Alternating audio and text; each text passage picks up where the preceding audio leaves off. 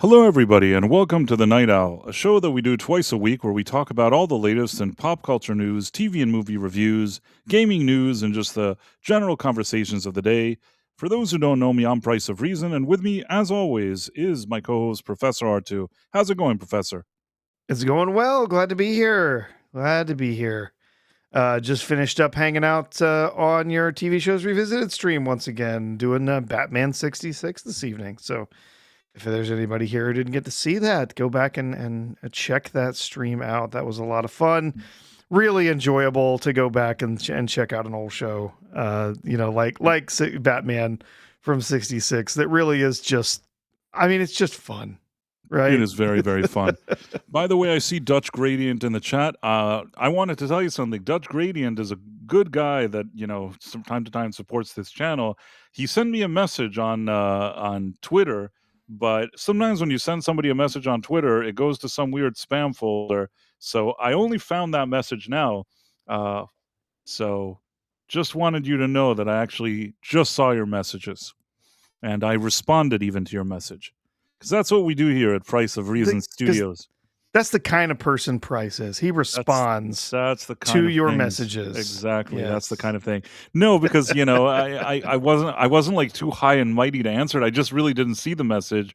Professor now told me, "Hey, have you been looking in your spam folder?" And I'm like, "No." And then I looked at it and I'm like, "Oh, wow." Honestly, I saw a few other messages. I'm like, "Wow." Like I don't know. I think that in the past they used to more easily show you that there could be messages in spam. And now if I don't like specifically look for that folder, I wouldn't even know. So interesting. But yeah. In any case, happy to be here again, Professor. We certainly have a lot to discuss today. Oh, yeah.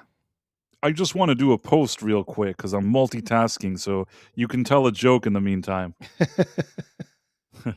Telling jokes. Well, I'm glad to see everyone here tonight. Yeah, glad to see all of you out there in the chats. We got a few of our regulars hanging out both on Rumble and on YouTube.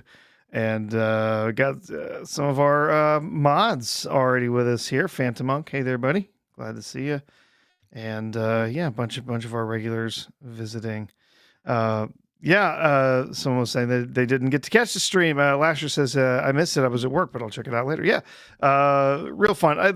That's a fun show Price does with his group. I can't be there every week, but it's kind of a rotating panel of people. Sometimes people are there. And we're always happy when you are there. Yeah. The Professor is one of the people that anytime he wants to be on there, he's on there. So. Yeah. This week doing the first couple episodes of the 66 Batman TV show. And it was actually real fun to take a look at all of the sort of the stuff, the visual style and everything that was set very, very early. I mean, right out of the box, they've got all of their ideas out there, and they're running with a bunch of the different tropes and things that really continued throughout the series with labeling absolutely everything, and the way that Batman is always very, very deferential to the police, to the officers of the force there, and even handing over the keys to the Batmobile when he's inebriated because he's been slipped a Mickey, right? So right, it's they're teaching people good lessons. Yes, like don't fall into a nuclear reactor. Exactly, very important. Do not climb on the nuclear pile. This is a bad idea. Bad idea. But and the funny thing is, we were watching something from the 60s which had a lot of charm versus a movie that we both saw, which I think didn't have as much charm, which is Masters of the Universe. Yes, not so much in the way of charm. Yeah, no, not so much. And we will jump into that in 1 second. I am just posting here because I want everybody to know that we're going to be discussing this thing. Because everybody's so interested, so... It's funny... I feel like this movie, this new He-Man movie, has people a bit divided. I've heard from people that didn't mind it. I've heard from people even that I like and respect that they're like, it had some fun to it. I didn't mind it. I've heard from people that absolutely hated it. I will say this, is that I wasn't sitting there like having a meltdown with how much I hated it. but I can't say that I liked it. You know what I mean? No, It no. was not Yep. you Yes. know. Yeah. So yeah, I mean, if you've been watching social media, if you're in the circles that you know, a lot of you know, Price and I follow, yeah, of course, that Tom Connors was on with somebody. It was, I think it was yesterday, late or early today, and just completely melting down over how much he hated this movie. And just you know, calling it woke and all sorts of stuff. And then there's been a lot of reactions to that.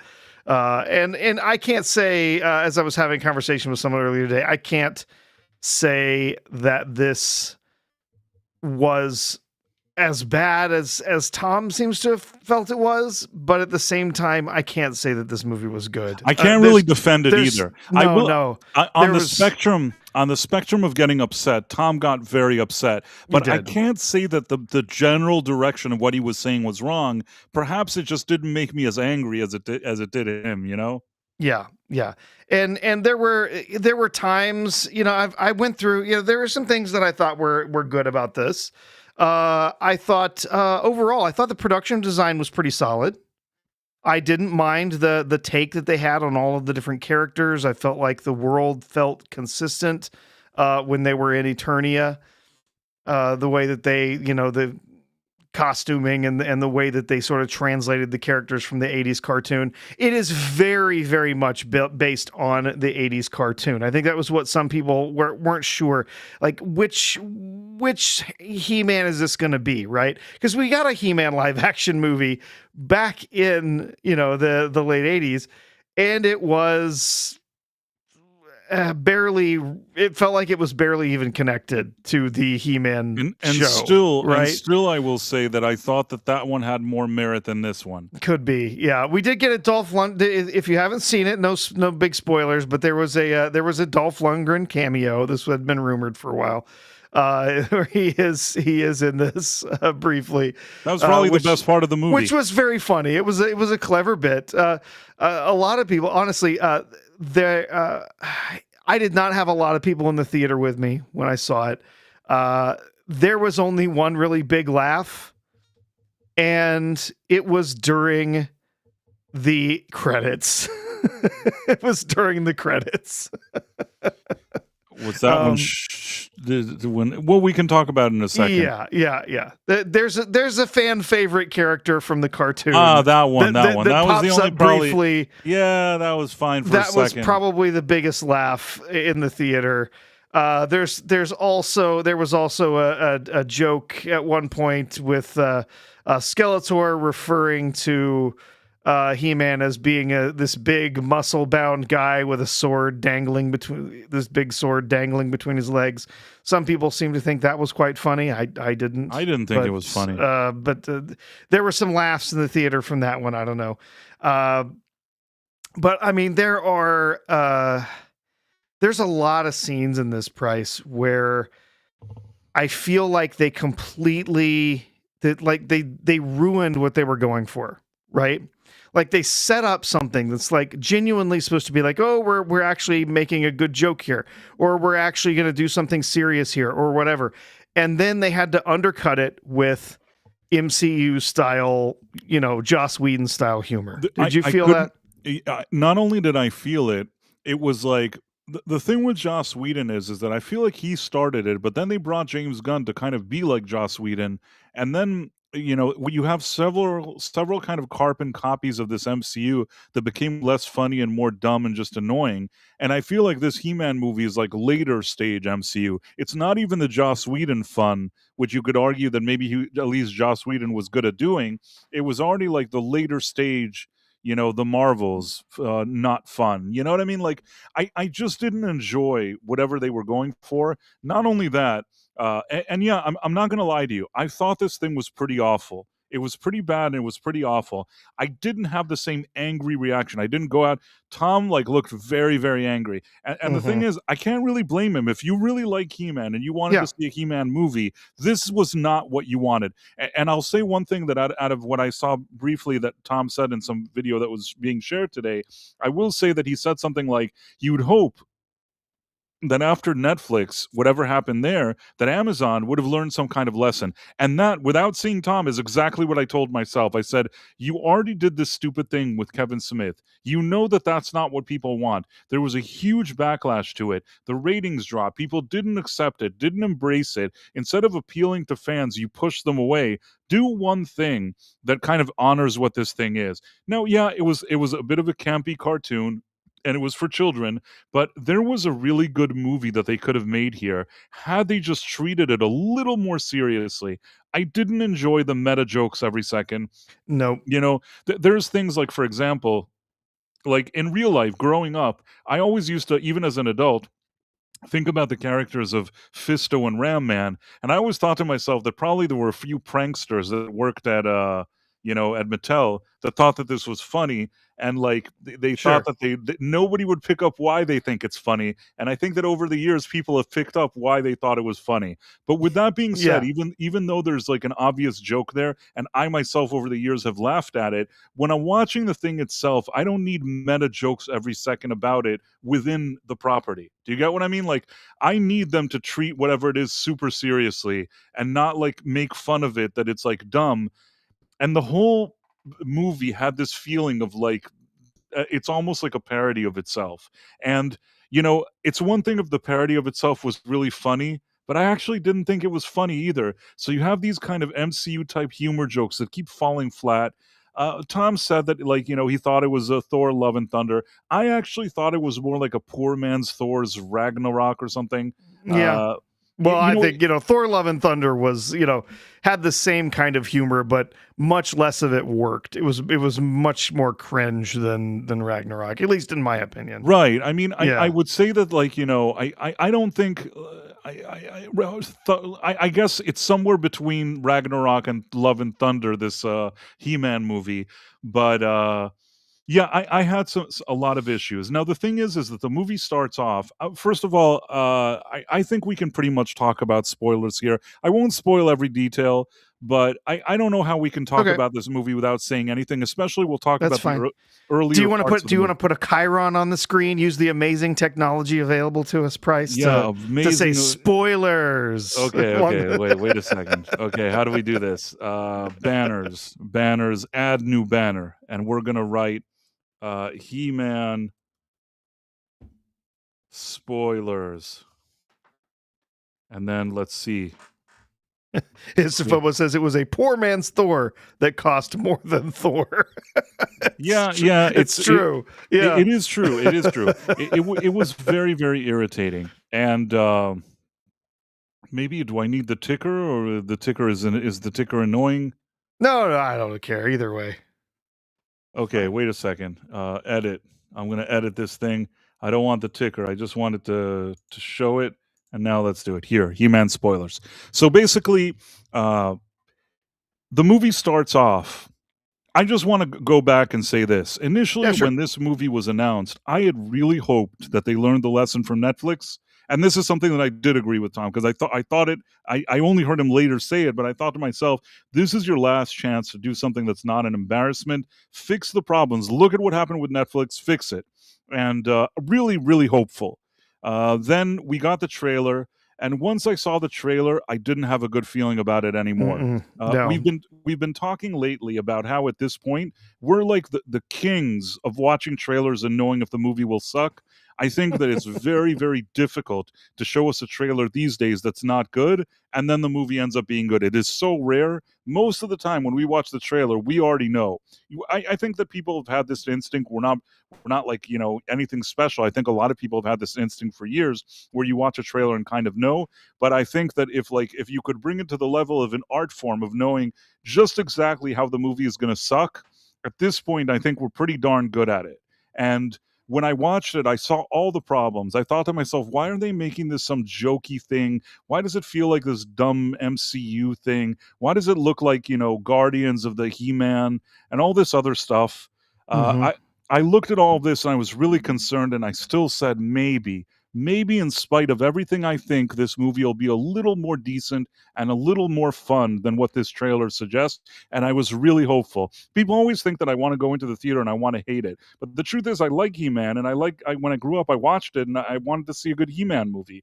And I didn't want it to be bad. But unfortunately, I went there and I started watching it. Now, the movie starts off not as bad as it would get as you keep watching it. Like the first few moments of it, I think you were mentioning that, Professor. He's on Eternia, Eternos, whatever it is. They're, Yes. I don't mind the way the world looks or the Yeah. characters or the feeling. It's all right. I mean, it's not that I haven't seen better than that, but it's all right. It's fine. It Yeah. looks, Yeah. And so- I will say too, we'll talk about some of the other things, but overall, from start to finish, I mean, the music, I thought the soundtrack was actually really solid too. I thought that the soundtrack was good. It had a very 80s feel to it. Had the electric guitar in there. I guess Brian May from Queen was doing some of the guitar work.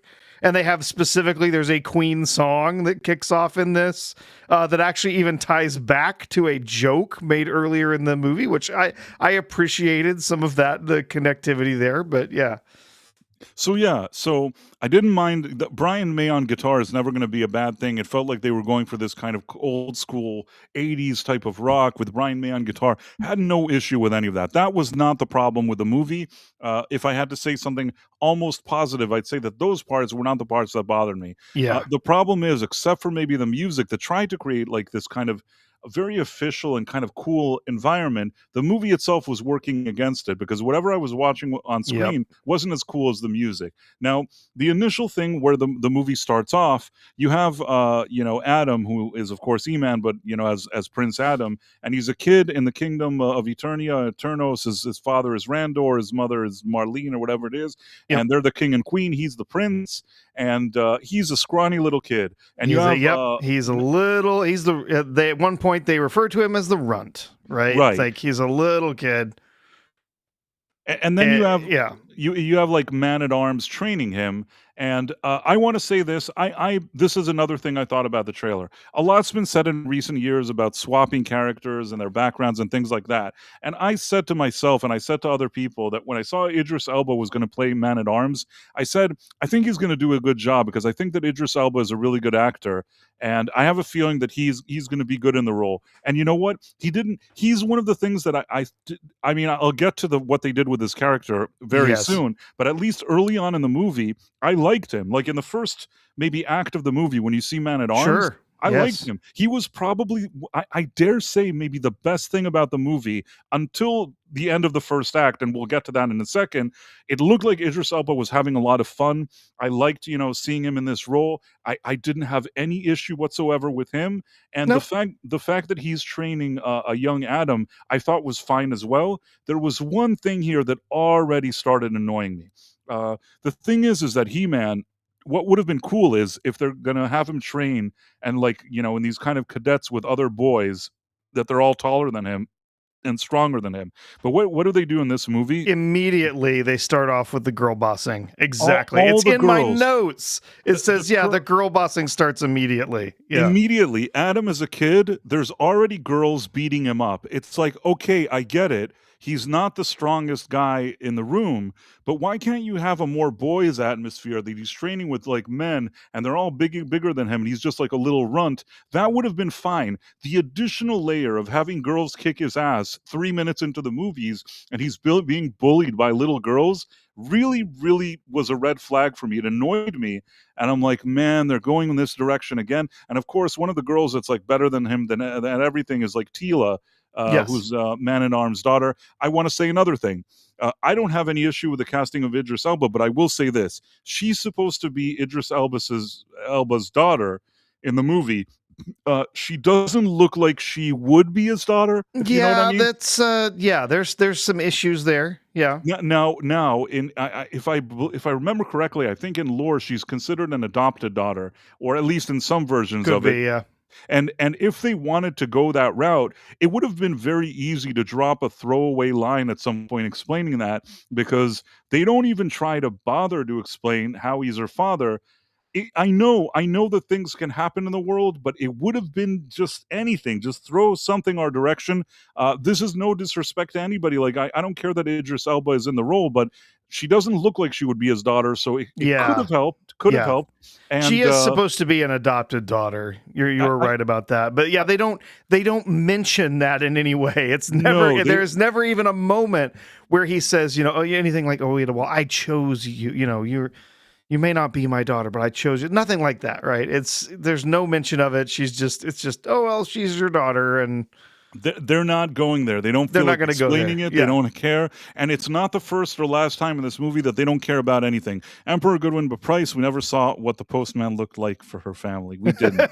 we didn't catch We that. don't know. No. We don't know. In any case, he is the runt. The girls beat him up. I already don't like it. But then Skeletor shows up with his people. He wants to take over Eternos or whatever it is. Yes. He's like he's come to like launch an attack on like the kingdom which there.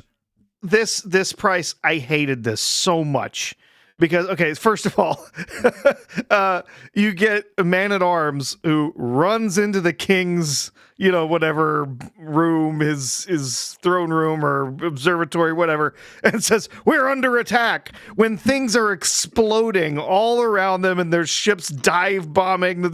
I think that they know that they're under attack already, man-at-arms. I think they've got that much.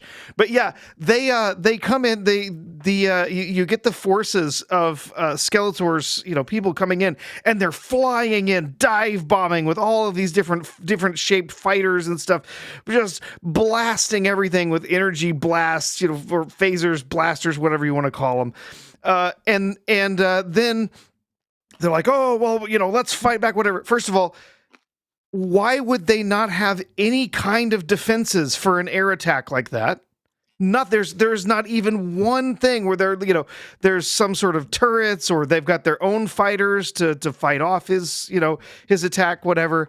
And then when the fighting on the ground starts, you get all the Eternian soldiers. They're running out with their swords and their axes and spears and everything, rushing to the front lines. And then every one of them is just aced because Skeletor's people have blasters.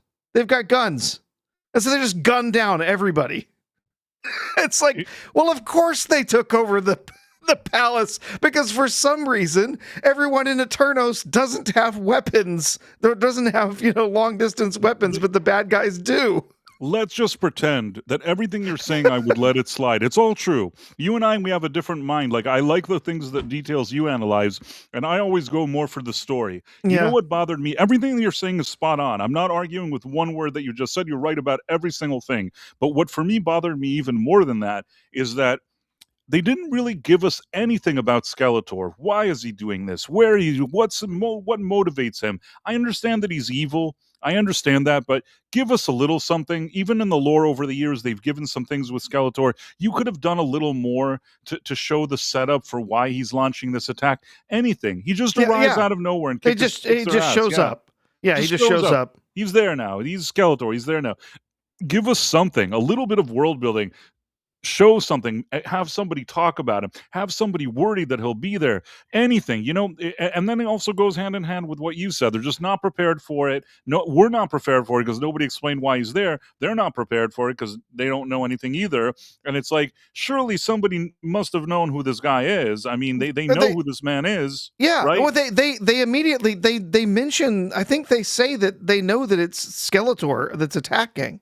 So if they knew that Skeletor existed as a threat, why were they not prepared to defend themselves from this threat? Why are they so shocked? Like, we're shocked because nobody even said anything about Skeletor to us, and he just kind of showed up, and they're shocked that because they knew about him and they didn't do anything. Very, very weird. Now, another thing happens. I didn't mind the scene that, Man-at-Arms is battling, and they kind of temporarily take him out of commission, or almost like, he suffers an almost fatal blow. Yes. I didn't mind that because at the end of the day, you need a reason for maybe Adam for something to happen, and he battled valiantly, so if something happened to him in that circumstance, it wouldn't be the end of the world. Now, the part that really becomes dumb is that Skeletor, I think it's all like a blur in my head, he shows up at that room where the sorceress and the queen are at, and they're like, you can't have the sword, and they're like, Adam, you're gonna take the sword and go to home. It'll go to my home Earth, and then the sorceress like opens a portal. Now, at this point, Adam is standing there like for 5 hours. It's like, dude,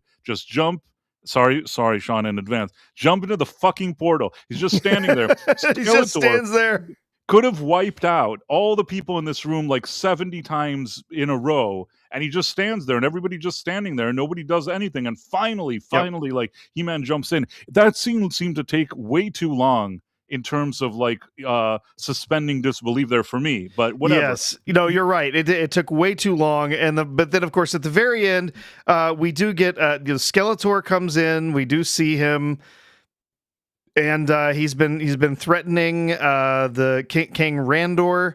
Telling, I'm taking your kingdom, whatever. Honestly, I thought Skeletor was okay. What did you think of Skeletor? Surprisingly. Yeah. I see, sometimes there's surprises. I thought that in addition to hating everything or disliking most of what I see, I don't like to say hate, disliking most of the things about the movie, I thought, well, it has Jared Leto in it. He's going to blow, and it's going to be terrible, and he's going to be a terrible Skeletor. The truth is, Skeletor, some of the CGI was flimsy in this movie, but Skeletor, I thought that whatever they did with him looked pretty good. Yeah.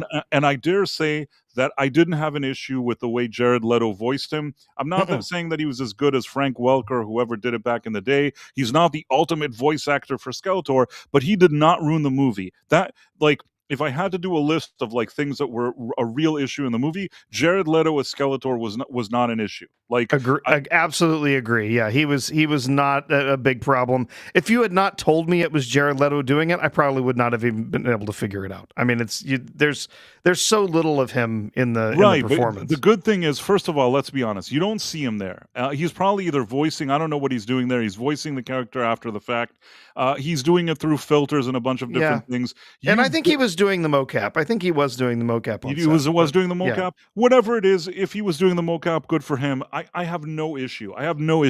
The thing came out fine. I honestly think, and it's funny to say this because you don't even see that it's him and nobody knows it's him. Out of all of Jared Leto's stuff, that's probably like his best work is like Skeletor, because you don't know you can't tell it's him. You would never know. Like if I didn't tell you it was Jared Leto, you just wouldn't know. So I guess that's why it works somehow. Yeah. He is not my problem with the movie. My problem is when I think about the way Skeletor was written.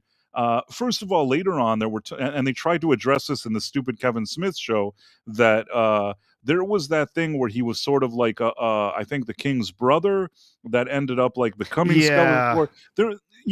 I'm not saying they had to go that route, but it would have been nice to give something additional to this character aside from I'm bad.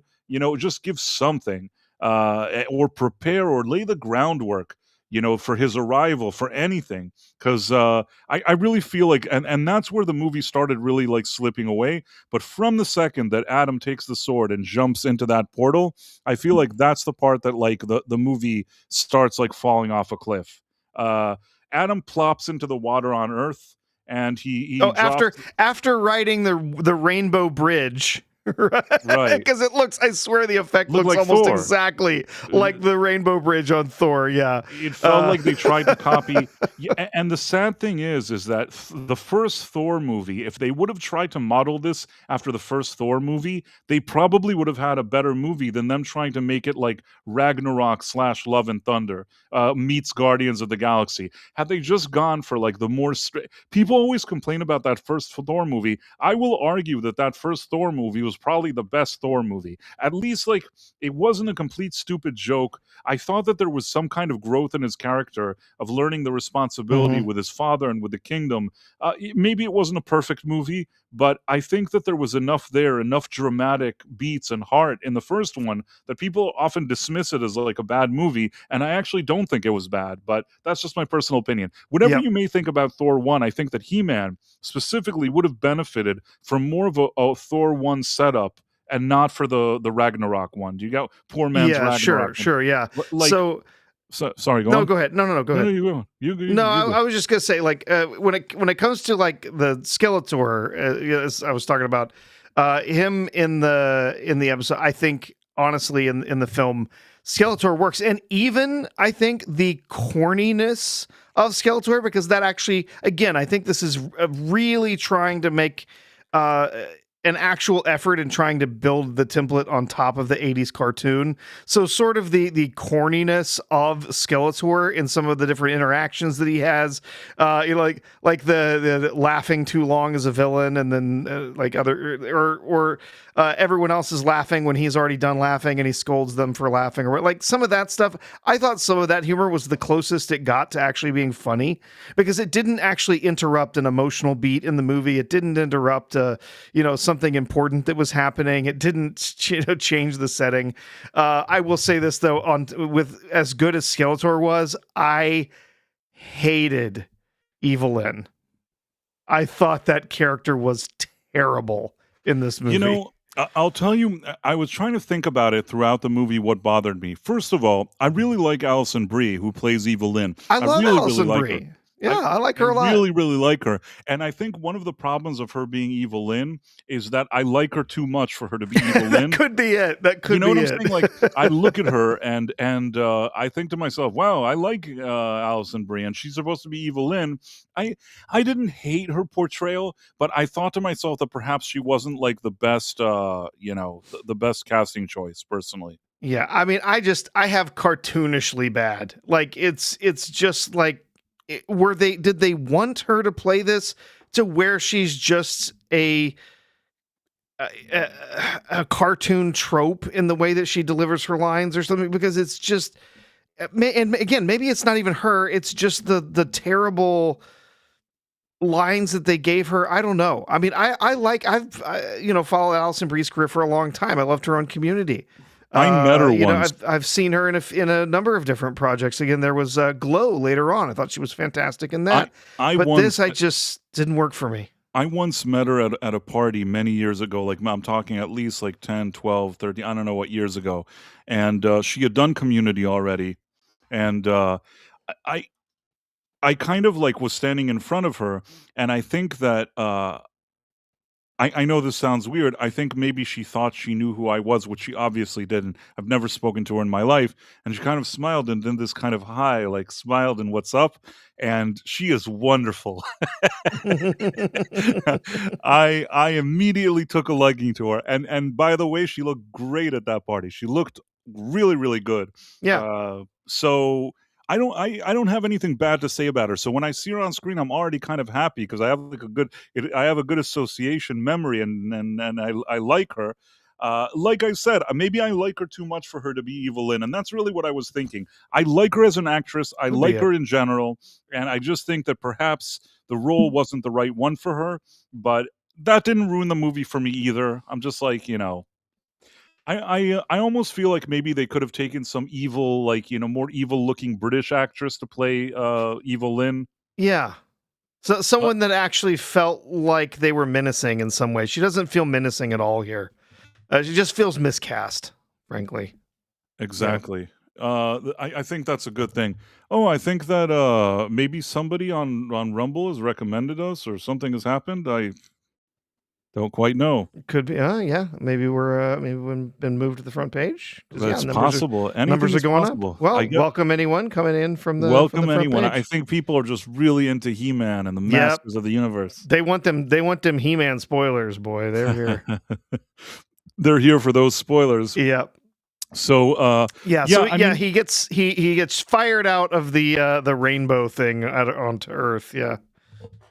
And that's really where the movie goes downhill, and I'll tell you why. Yeah. Because at this point, first of all, it goes on full, like, dumb MCU crap, like, really full on. If there was anything before that resembled a little bit of a fantasy fiction on another planet with a swordsman or whatever, but once you got to, like, Earth, it became the dumbest MCU crap ever. And the first thing that already annoyed me is Adam plops to Earth, and we suddenly see a jump 15 years forward. Yep. Now, we don't know who raised him, how did he grow up, where it is, how did he become Adam, where is he, how did he survive, what happened? The movie, much like the adopted thing with Tila, never even touches on it. They're just like, forget about that. Don't even think about it. Don't ever even think about it. He's just now an adult. He's working in an office. Don't even think for 1 second what happened to him. I mean, when Superman arrives on Earth, he's with the Kents, and you see that. You see them finding him as a boy. There was a perfect setup here to do something that maybe he joins, or anything they can show us that he went through a journey, or maybe it made him tougher, or maybe it taught him some lessons, or anything.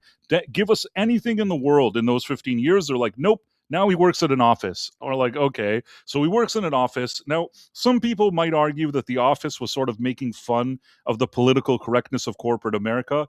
And you could say that, and that's part of the he-him joke or whatever it is. But between you and me, even within this jokey setting, again, he has a boss who's a girl boss, lady boss, that's sort of like mopping the floor with him.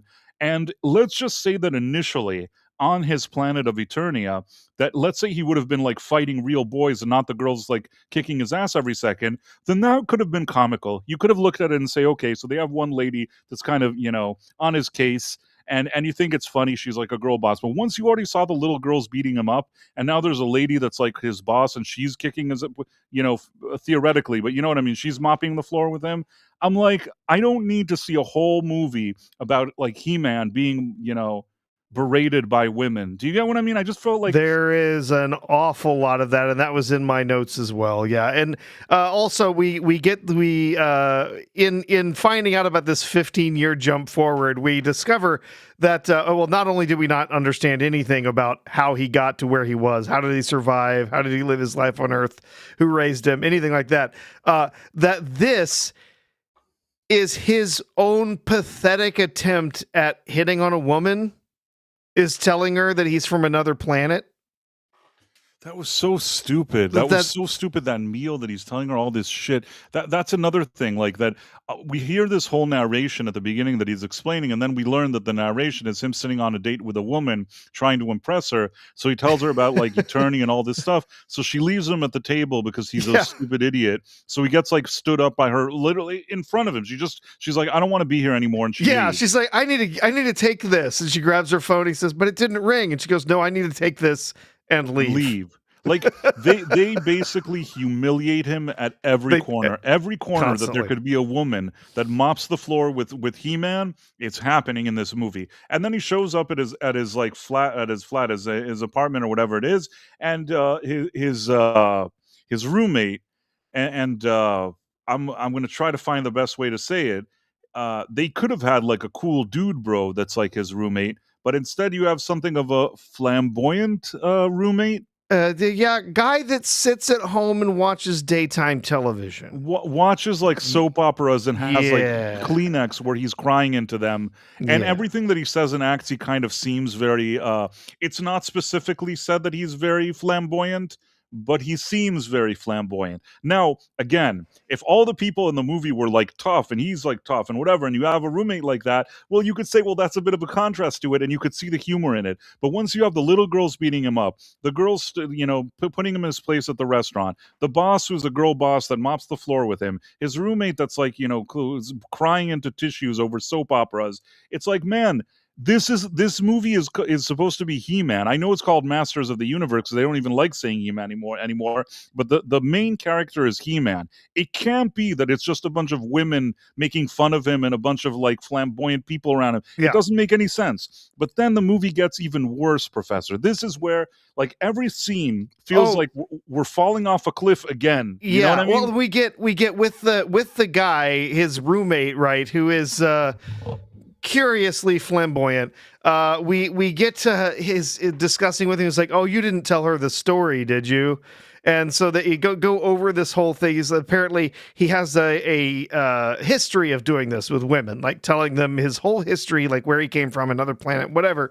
And he says something about, oh, did you tell them about how your father was disappointed in your lack of masculinity?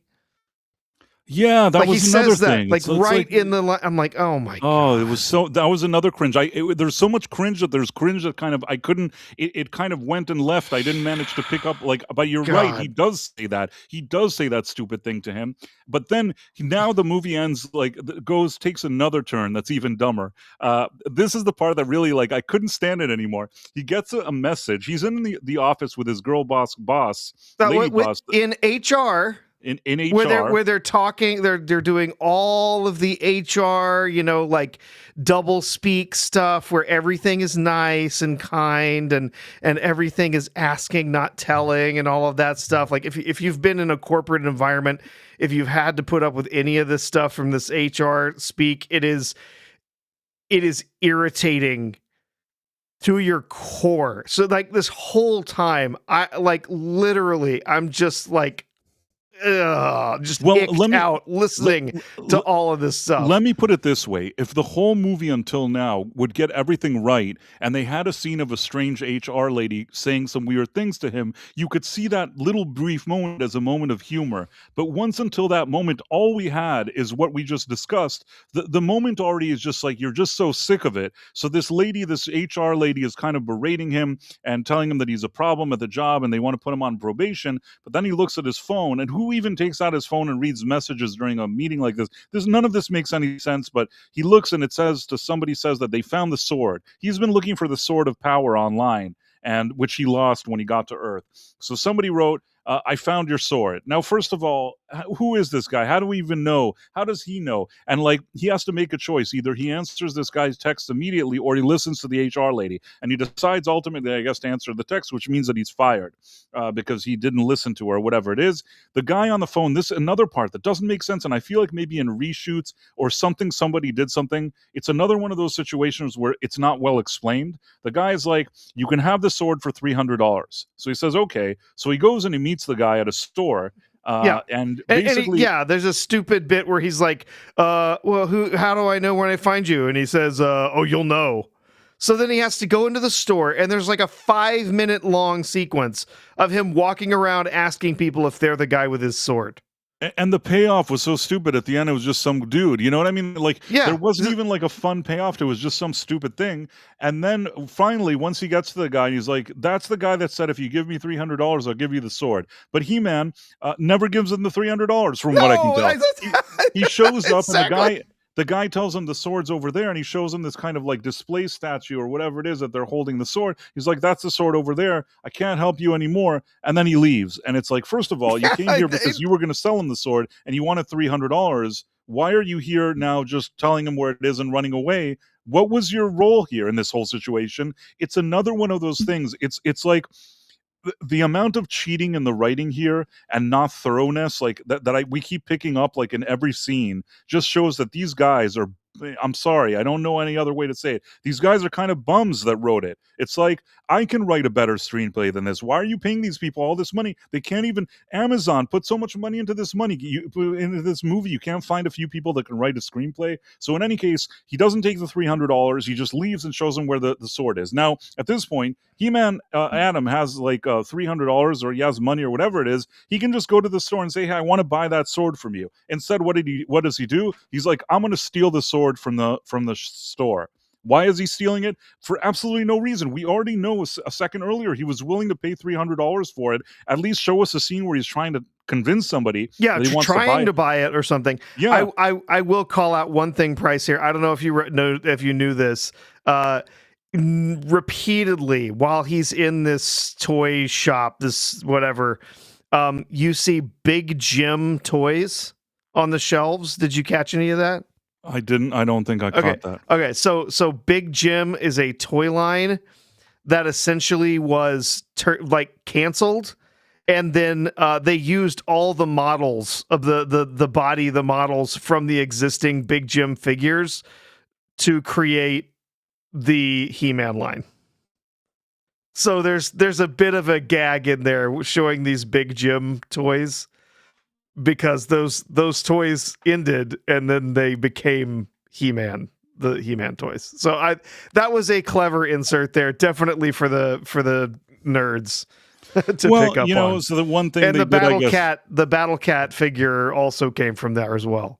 I see. Well, I remember I didn't know it was called Big Jim, but I do remember what you're saying. I remember exactly what you're talking about, but I didn't realize that that was that while watching the movie. In any case, because I have watched documentaries about He-Man before, so what you're saying rings familiar, but I didn't, I didn't see the whole thing while watching it. So kudos to them. They did something that was interesting, but most of it was still crap. He doesn't haggle. He doesn't try to buy the sword. He's just like, I'm going to steal it. Of course, he starts knocking down the statue. He looks like a buffoon, which is another thing. He always looks like a buffoon in this movie. Well, yeah, he looks like a buffoon. He's an HR drone who wears kitten sweatshirts to the gym. I think we passed over that. I think that scene already happened, didn't it? With, okay. So where he sees Dolph at the gym. The only good scene in the movie. And you know what I thought to myself? When I saw Dolph Lundgren, I said to myself, Dolph Lundgren is 68, but his body build and his presence seems a lot more like He-Man than this guy. I don't have anything against this Nicholas actor, whatever his name is. I'm not saying he's the worst actor I've ever seen, but he's not the right actor for He-Man. This was not good casting. I think you needed somebody with more of that Dolph Lundgren physique. I will say that the original He-Man movie had a lot of issues, but there's two things that I liked about it. I did like Dolph Lundgren as He-Man. I thought that he was a really good casting choice, and at least brought that vibe that you needed, and felt heroic and strong and powerful.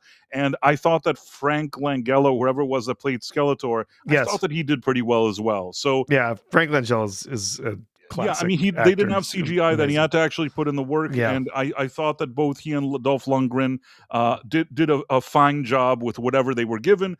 The screenplay and a lot of other things are stuff about the original one, but at least the feeling of He-Man, I bought it a lot more with Dolph Lundgren. And when you see him standing and talking to this like little guy, you really feel the difference. And he's like, "Do you have any tips for the new guy or whatever?" Like, I was like, "Okay, that's funny." And then when Dolph leaves, he says, "Good journey to you," which is what they said in the old movie when they yeah, exactly.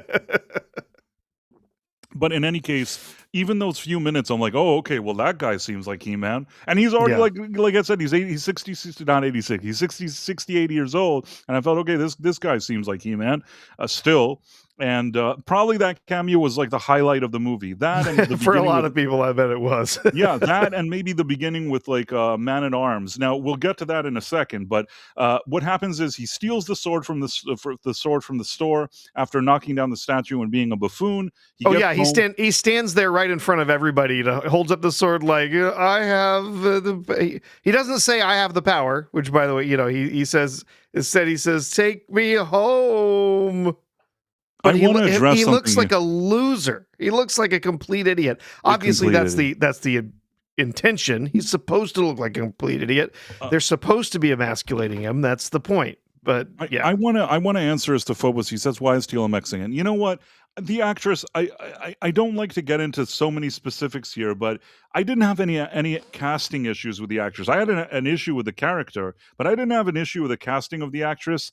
I thought that how do I put this? I'm trying to dance around this. First of all, maybe she was an unlikably written character. The actress herself didn't look terrible. I didn't have any issues with that. I feel like with different writers that would have done something more fun with her, maybe she could have been decent. I didn't necessarily see her and immediately hate her. I just hated what they did with her character and how they wrote her, because they wrote her as the ultimate like girl boss, which we'll get to in a second. Well, and then they only put her in a really good looking outfit for the last minute and a half of the movie too. Yeah, that's another thing.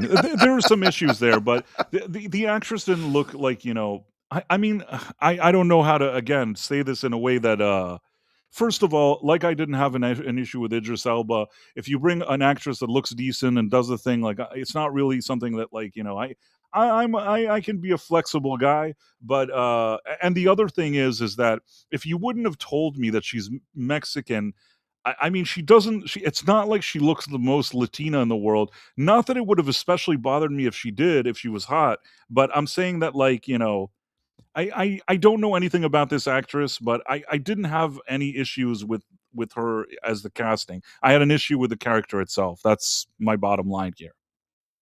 Mm-hmm. I don't think I danced around that very well. I didn't have it. I think she looks lovely in the part. I'm not going to argue about that. Some people, I think Estefabo was partly concerned that she doesn't have quite as she doesn't she's have not ginger quite as hair. well endowed as she is in the cartoons, and no, she's not ginger in this either. You're right; it is a ginger side. I didn't have any issue with the casting, not of her and not of Man at Arms, but I will say this: in the cartoon, indeed, there are certain features about Tila which were semi-missing from this version of her, and those features I think only add she doesn't quite fill out the part in the same way.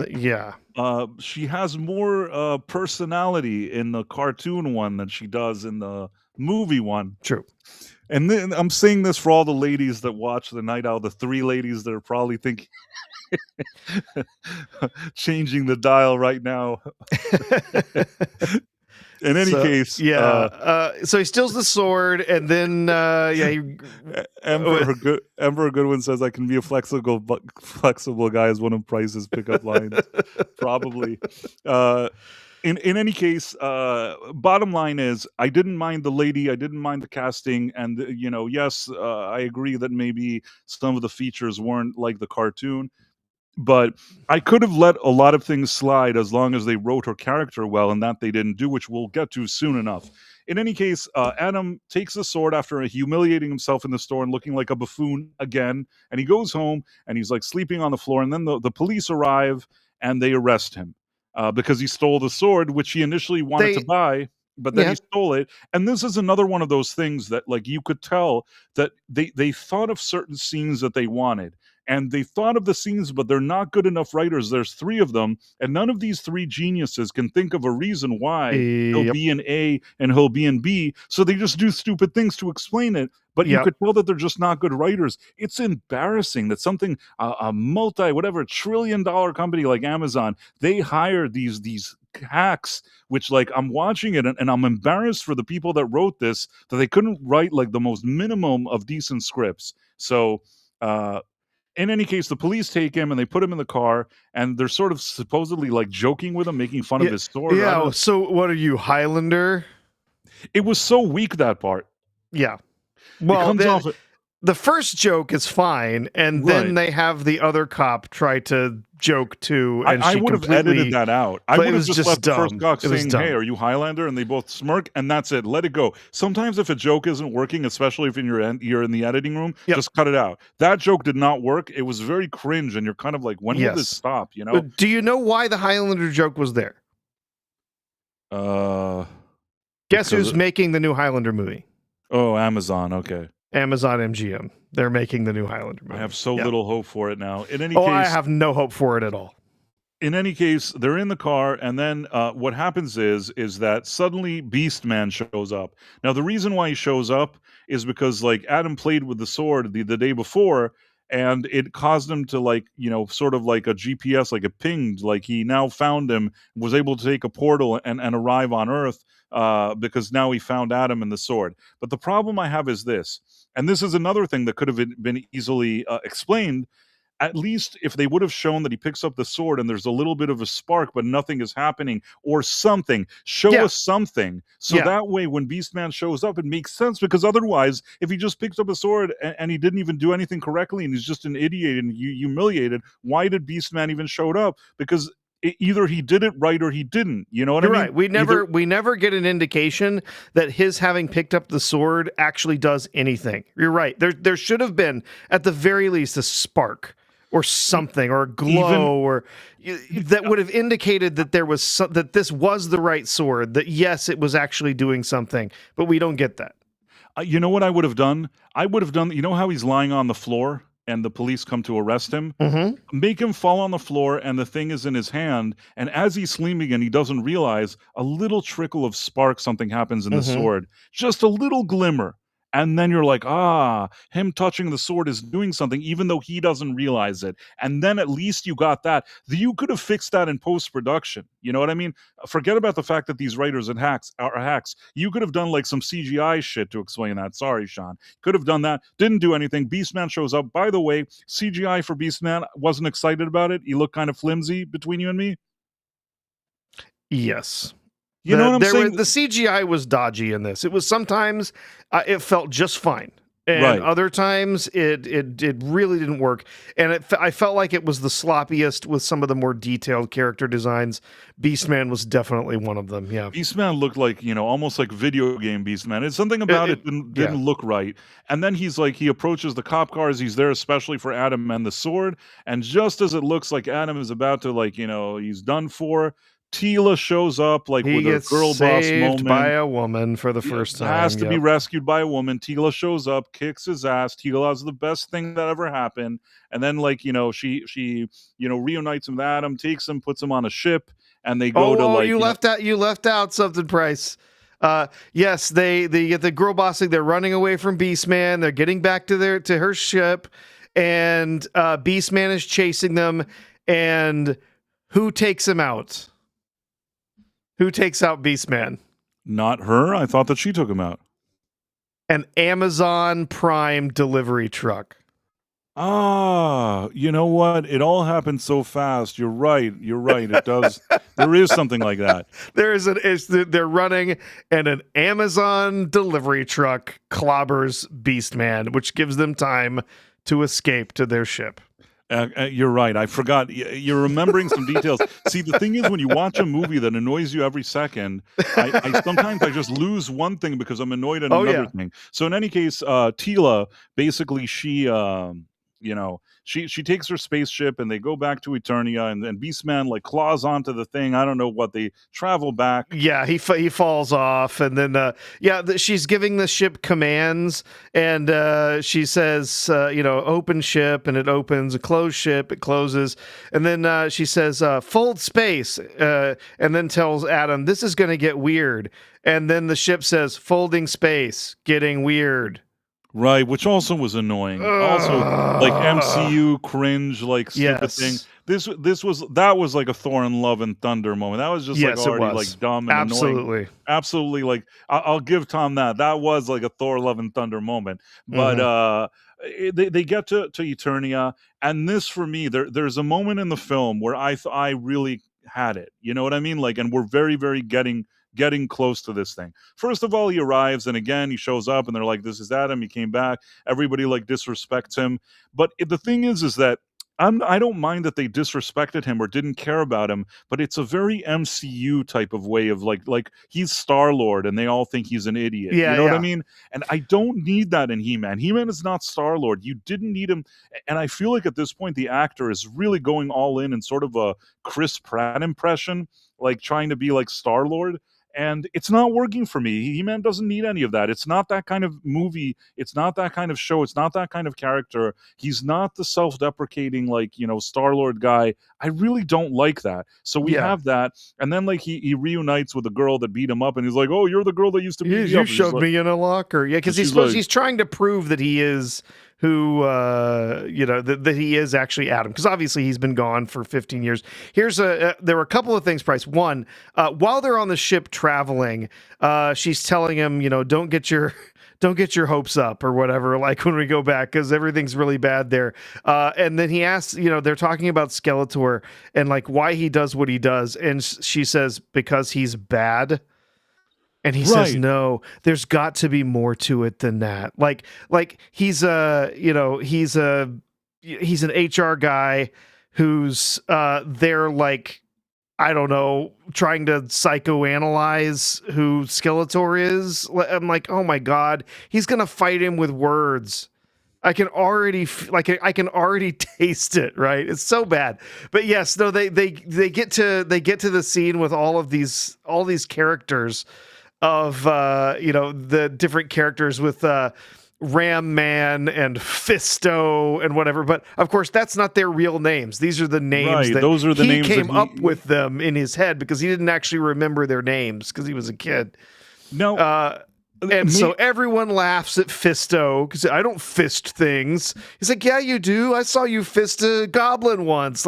And they just keep doing this joke, and it just gets worse every time. They will not let go of this joke. Now, the thing is that, yes, growing up, and especially as an adult, I later thought of Fisto and Ram Man, and between me and like other guys that watch the show, I've sat around and we've told jokes about this, that there's something very kind of rainbow-ish about these characters, and we always like laugh at it. But you know what? That's when we're with beers laughing. When I'm watching the actual property, I'm not trying to make it that every second there's a meta joke explaining how rainbowish they are. At the end of the day, you can go the route of making fun of it all the time and being like stupid and being meta and all these dumb jokes, or you can just like, take it more seriously. Maybe you don't even call them Ram Man and Fisto and just have these characters there, or whatever you feel could just be like, interesting. Don't dwell on that and tell the same joke 20 times. It wasn't really funny the first time, but by the time like the 20th that they're like, oh, like Fisto, give him head, and they're all like looking at each other, it's just like, come on, guys, like this is just so dumb and out of place. That felt like Taika Waititi, that stupid thing. You know what I mean? It felt full on. Hardcore Taika Waititi, stupid, Waititi, dumb humor. dumb. It's bad. It is bad. Dumb. And so yeah. it goes on for a while. They don't believe that he is who he says he is, even though he's got the sword, whatever. And so they decide to lock him up. Right. This is the part now, and this is the part that for me, I said, like, the movie for me is pretty much over in this scene. He walks in, and correct me if I'm wrong, because like I keep thinking to myself, maybe I thought I saw this and I didn't see it. He walks in and he says that like this room that they put him in smells like a urinal or a toilet or something like that. Yep. And then there's a bum, a literal kind of like hobo bum sleeping on the floor that you don't see what his bum is, and you're walking around mentioning that it smells like urine, and you see the bum, and then it turns out that the bum on the floor that smells like urine is Man-at-Arms, who has now become a literal bum that's an alcoholic and does nothing for his daughter, disappoints his daughter all the time. All the time he has a flask and he drinks, and he's the biggest bum loser on the face of the earth. And I'm like, man, and this fuck this movie. And this is one of my biggest complaints about this film, is that the fathers are all assholes, they're losers, they're disappointments. It's just every time there's an opportunity here to like actually have someone be heroic and be be a man, actually be masculine, it seems like they have to undercut it in some way. And this is one of the biggest ones. Everyone but Adam is just some impotent failure. Even, Fisto, Ram Man, all these other characters, every one of them is in some way, they're kind of impotent or they're foolish or whatever. The fathers are disappointments to everybody. And then, most of the time when you do get someone, you get a man that succeeds, either it's by coincidence or they're almost immediately shown up by a woman.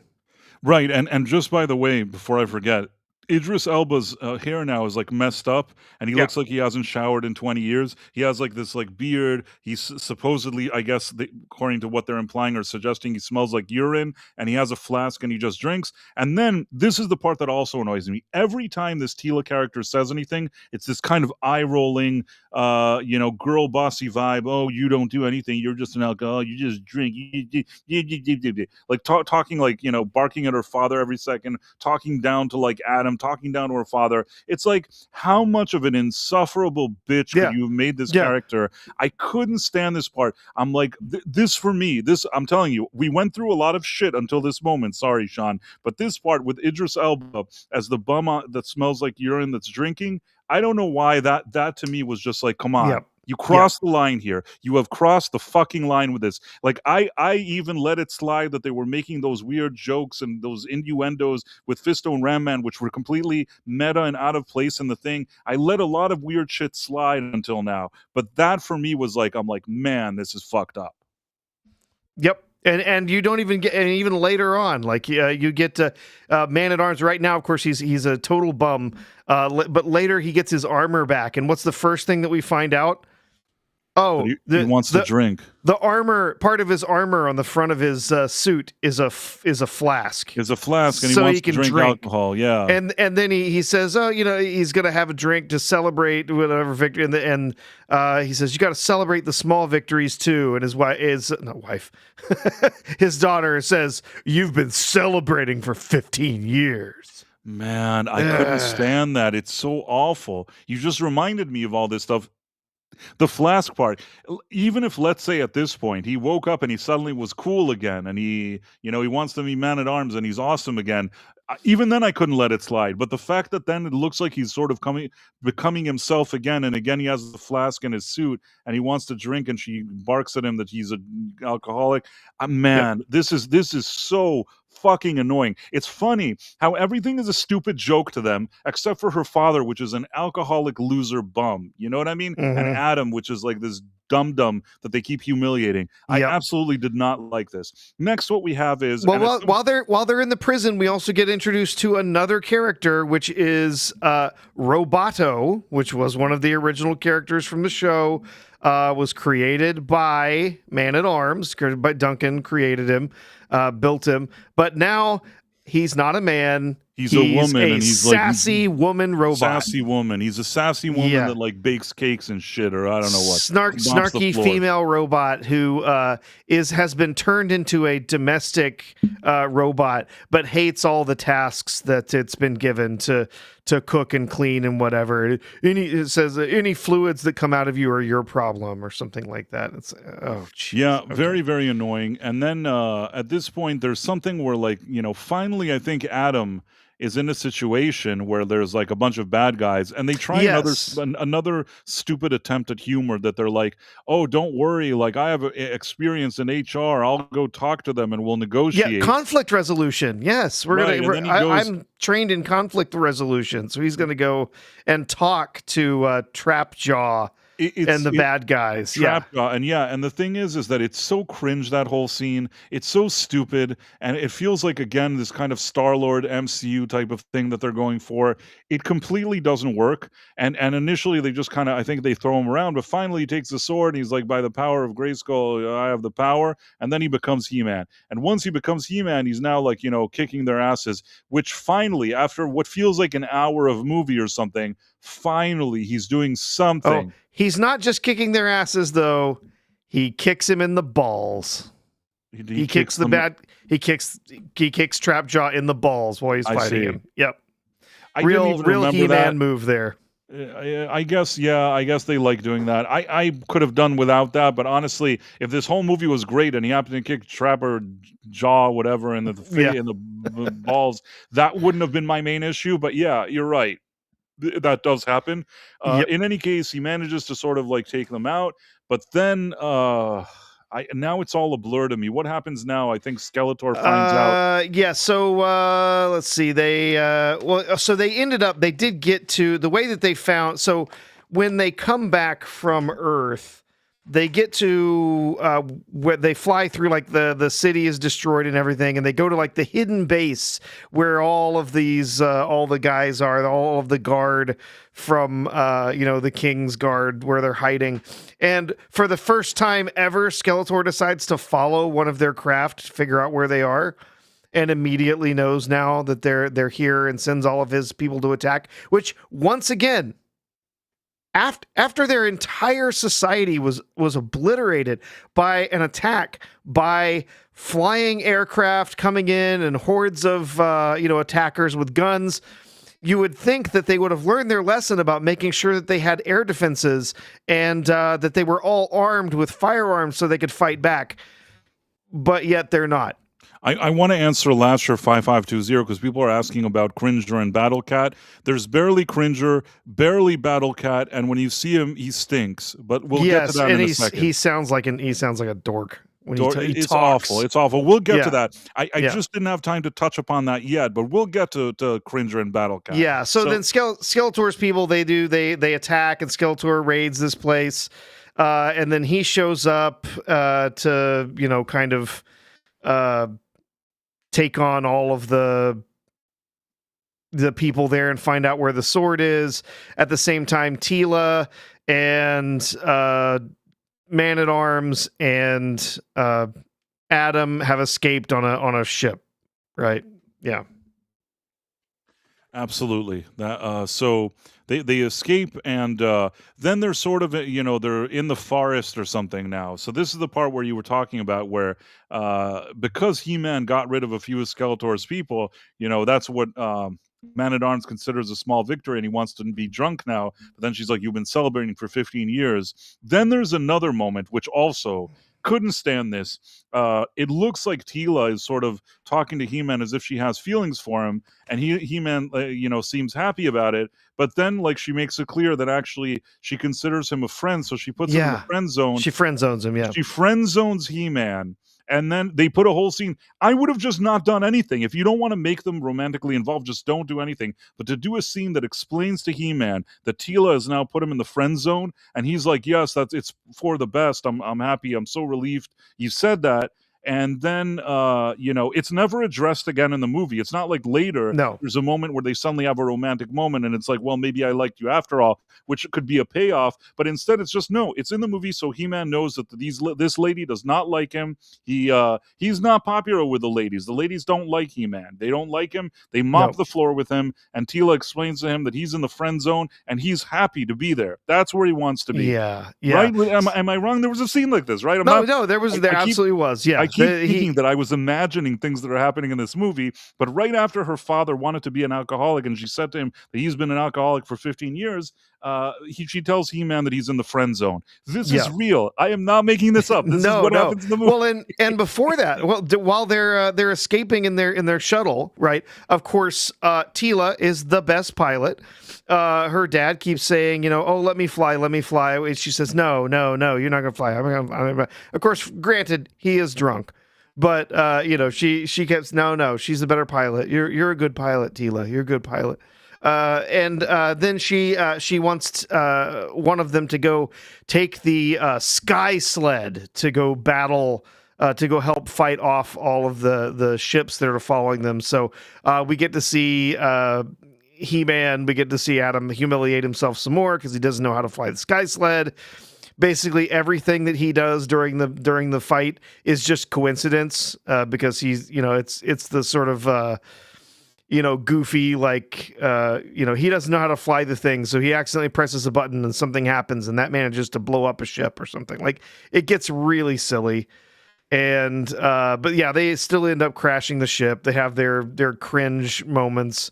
I really love you as a friend, kind of a thing. Yeah. Kodo Rob says friend zoning He-Man is blasphemy. There's no other way for me to describe that scene. Professor, did I misunderstand that she just went out of her way to friend zone He-Man and they move along? They never mention it again. It's just like, I friend zoned you. He seems to be happy about it, and they never talk about it again.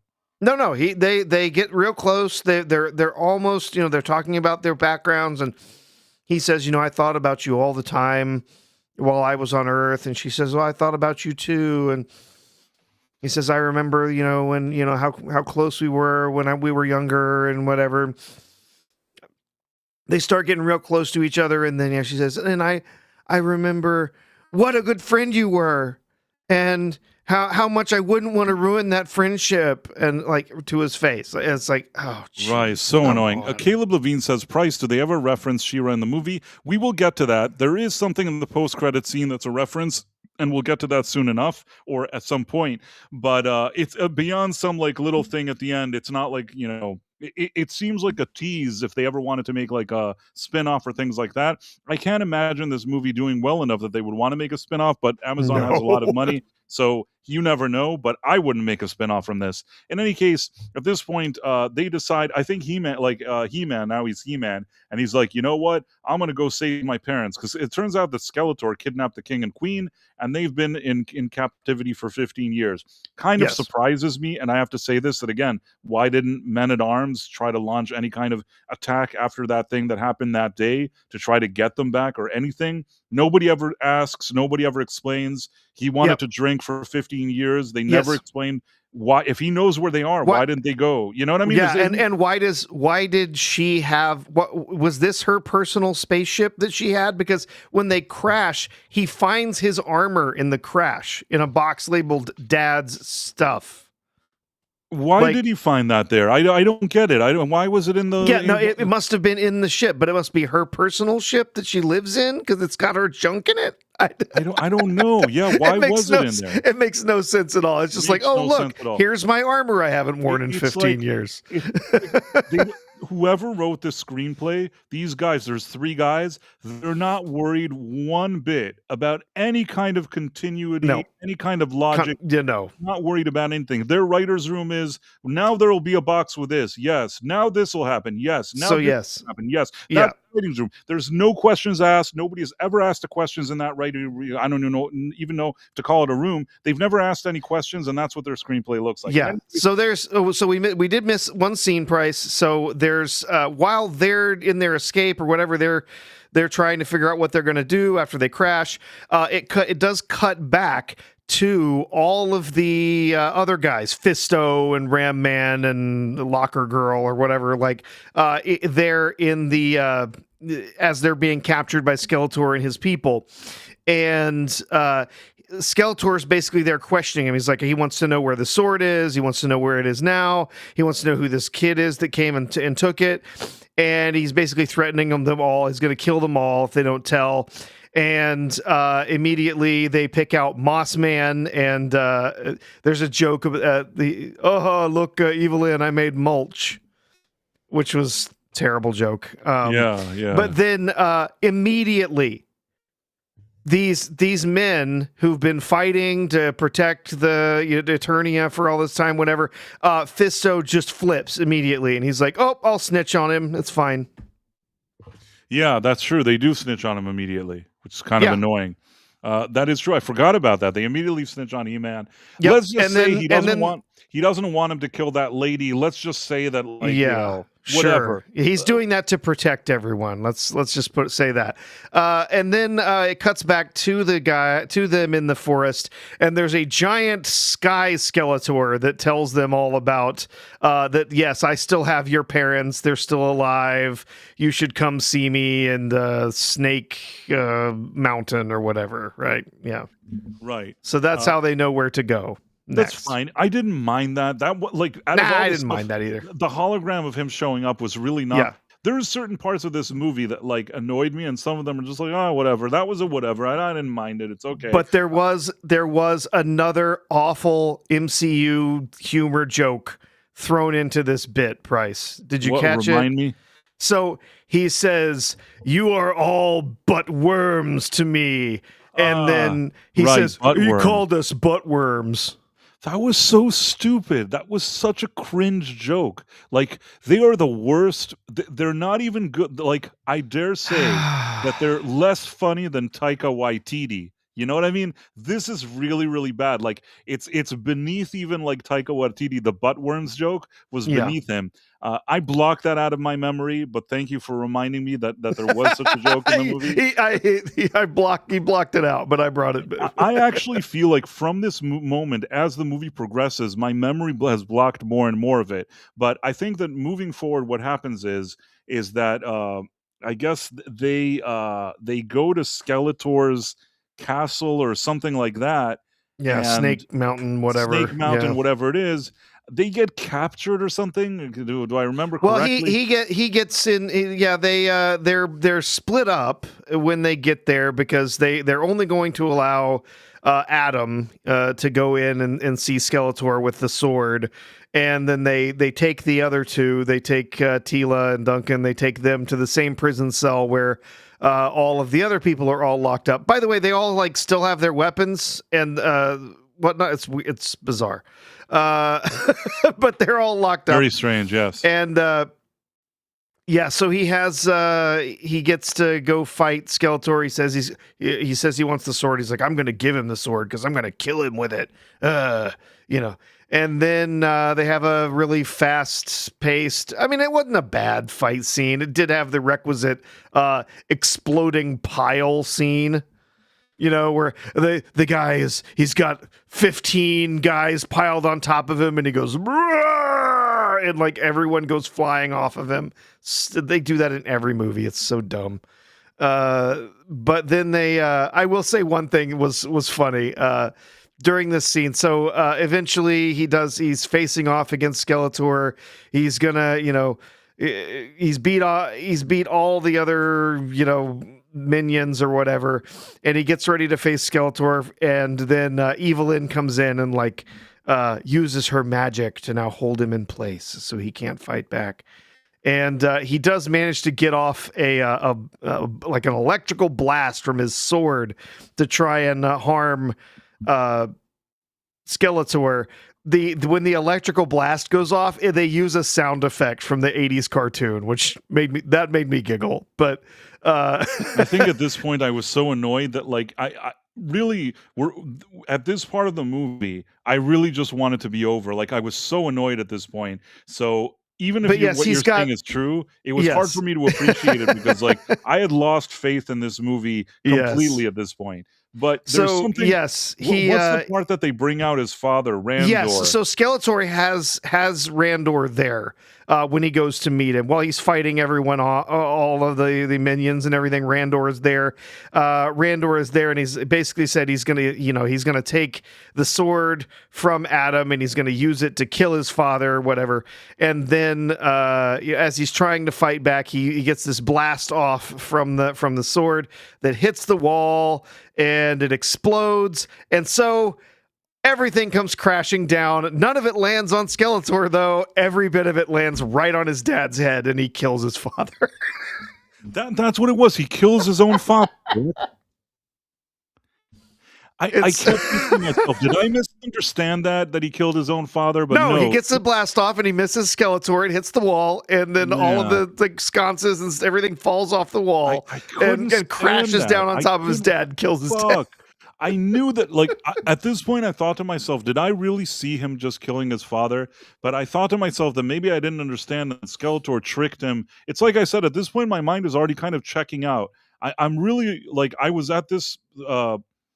this movie did not win me over, and at this point, every additional minute of me sitting in the theater, I felt like I was wasting my time, but I'm not the type of guy that gets up in the middle of the movie, so I continue to watch. Plus, I have to know what I don't like, but at this point, yeah, he did kill his father. He kills his father, and then he starts to digs him out. I had hoped that I misunderstood it, but no, he killed his father. He digs him out, and I feel like they wanted to have like a Darth Vader with Luke moment. Like he kind of like, you know what I'm saying? Kind of the way they directed he literally says, "Let me look on you." Right. Like it's literally it's part of the dialogue exactly. That's what I thought. From Return of the Jedi. Yes, he says that, and then he's like, "Oh, I'm sorry, I disappointed you. I was weak. I was this," and he's like, "No, my boy, like you were wonderful. Oh, you were always the good kid or whatever." I don't know. Yeah, I just wanted you to be. He says something about you were weak and I wanted you to be strong so that you could defend those that you love and whatever. And I never meant to. I never meant to alienate you or something. I don't know. But then he dies, and then He-Man cries. Yes, He-Man starts crying. It's so funny that I saw this, today is Thursday. I saw it yesterday, and my mind has already deleted from my memory everything that we just said. Him killing his father, I prefer to forget that. Him crying after he's talking to his father in the Return of the Jedi scene, I think I was just like, man, after everything they did with his character, now he's crying like whatever. It was so annoying. It was so annoying, Professor. And now I guess they somehow take him and they put him in jail somehow. But when they put him in jail, he turns back into Adam, so he doesn't look like He-Man. Well, he's taking the sword. Yeah, he's taking the sword away from him, and so now he has like that kind of pink vest or whatever it is. Yeah, he goes back to the pink shirt that he had from Earth. Listen. In the original He-Man cartoon, he had this kind of pink vest, so it's not like it can't happen. But somehow, him wearing the pink shirt looks worse than Adam in the pink vest. Somehow, I don't know why. Maybe because Adam seemed a little more muscly than him. Could be wrong. But in any case, he's in there, and then once he's in the jail cell, he sees his mom, which I thought had died. You had the impression that she was killed, but then you do when Skeletor does his little sky hologram thing. He says he has them both alive, so you have to assume that they were right. They were alive. So. But early on in the movie, it almost seems like they killed the mom, but I guess they didn't kill the mom. I mean, she gets walloped hard. I mean, she's like smashed into a wall. Right. It looks like she's done for, but whatever. They wouldn't kill her. They'll kill the father because you know why. In any case, she's there, and then when he's in the jail cell. The only time we see Cringer is early in the movie. Now, originally, what happened in the original He-Man show, Cringer was the scaredy cat, in the day-to-day, whereas, like, Adam, even when before he's He-Man, he's a little more noble. You know what I mean? Whereas here in this thing, he was a scrawny little like weasel, Adam, and Cringer was actually more composed than Adam was. Yes, Meaning they kind of reversed it. Adam was acting like Cringer. Cringer was more chill initially when you see him as a little cub or whatever it is. Now, for all these years, we didn't see it. By the way, I didn't love the CGI in Cringer either. It's one of those things that they felt it felt like they kind of cut corners on. So he comes out to speak to him, and again, he's not afraid. He's not Cringer. He speaks very kind of like a noble, Cringer. None of this makes sense. Why is he even called Cringer if he's noble? Except Price. This was the most cringe thing in the whole film for me. Cringer asks for affirmative consent before licking Adam. Oh, yes, there is something. He says, "Is it okay if I lick you now?" Oh, man, that was so stupid. And I'm You're like, right. oh my God. You're only see, I went into this stream. He's supposed to be an animal. He's supposed to be like your pet. Your pet doesn't come up and say, "Is it okay if I lick you now?" They jump you and they slobber all over you because they're so happy to see you. Like oh my, is it okay if I lick you now? Man, that was so stupid. It was so fucking stupid. You're right. It's funny because like I saw that and thought it was stupid, and I forgot. The same with him killing his father, the same with him crying. I've just been deleting things, and you're now like reestablishing them. This movie really just gets worse and worse, and as much as I thought I didn't like it walking into this stream, everything you're reminding me is making me even dislike it even more somehow. At this point, though, there's another dumb scene where He-Man is like, and now he's Adam, he's in the cell, and he says, like, he tries to employ the tactics that he's learned in corporate America to convince, like, all the guys there that they want to fight together. There's something very kind of Star-Lord Guardians of the Galaxy about that scene, that he's, like, trying to be sort of goofy and funny and whatever, and I really don't need that. I don't think that this is right for this movie at all. He says he wants them to ideate, and they're going to do a team building seminar. They're doing It brings in all the HR talk again. Yeah. So they're like, oh, this is like a war thing. Like, this is a war seminar, and like he starts talking to them. It was so annoying, and it's like, man, this doesn't feel like it needs to be here. So they have this whole scene that he's talking to them like he's like in corporate America and trying to get them like excited about like doing the thing. The only thing that sort of makes sense is like I don't hate that he's like, oh, you guys are all like, why don't we all push this like jail cell together? We all have our strength. We'll be able to like get out of here, and that they do that. I don't mind that idea in general, but once you have the whole corporate America war seminar, it really takes away from anything that happens afterwards. Yeah. In any case, they leave that jail cell, and then they decide, I guess, that they're going like going to war with Skeletor and his men, or whatever. Well, what they keep talking about breaking out, and of course he does have a they have a brainwave. Basically, they're talking and saying, no, we can't get through the bars. These are made of fundillium or something like that. I don't remember what they say, but he says, but the walls aren't, right? How much do you guys bench? And they say, what is bench? So yeah, it's so stupid. It's so dumb. But anyway, they do break out. They manage to smash their way out, and this is when we get another nod to Highlander, a nod to Queen and Brian May's guitar work for this, because they play Princes of the Universe from Queen during their breakout scene. And honestly, it starts to look, I'm like, all right, we're going to get some action. We're going to get going here. We're going to see, some heroic action from these characters, Princes of the Universe playing whatever. And then they have to undercut that with humor too. Because now that they've broken out of their jail cell, and then they all start coughing because of all the dust that got kicked up by them breaking out, and they it's so annoying. Yes. I didn't even understand why they were coughing. At this point, I'm telling you, I was hanging on by a thread at this point, and I'm like, why are they all coughing now? And I didn't even feel like thinking about it. Yes, I guess it was the dust from the wall. Imagine at this point, I didn't even know why they were coughing or why. I just thought it was dumb, but you explained it. It was the dust from the wall. I thought maybe as we were escaping, Skeletor's men dropped a chemical on them. I didn't even know why they were coughing, but yes, it was the dust from the wall, I guess. Yeah, from smashing through the rocks and stuff. Yeah. And there's a part here when they go into battle. There's a few things that happen. I've blocked it all out. You probably remember better than me. First of all, I feel like Idris Elba is a bit chummy with that female robot in a way that starts feeling like Lando and the Millennium Falcon, if you know what I'm saying. Well, later he says, so, well, I mean, we haven't quite gotten there yet, but yeah, there. Never mind. Go on. You go on. You tell it. Yeah, because I skipped over because I think my mind is just I can't. I blocked some stuff out. You go on. Well, no, there was just something that happens later. So they have the breakout scene. They're fighting. They're getting to the ship so they can get to Castle Grayskull, because we do have a scene earlier where you get where Skeletor tries to use the sword. He's, I have the power. He tries to do it, and nothing happens. And he keeps trying it over and over again. It's kind of silly, but it was fine. I mean, again, Skeletor's supposed to be kind of a ridiculous character anyway, so that was fine. But then nothing's working, and so Evelyn's like, oh, well, if we go to Castle Grayskull, there's a ritual I can do to make sure that this works or whatever.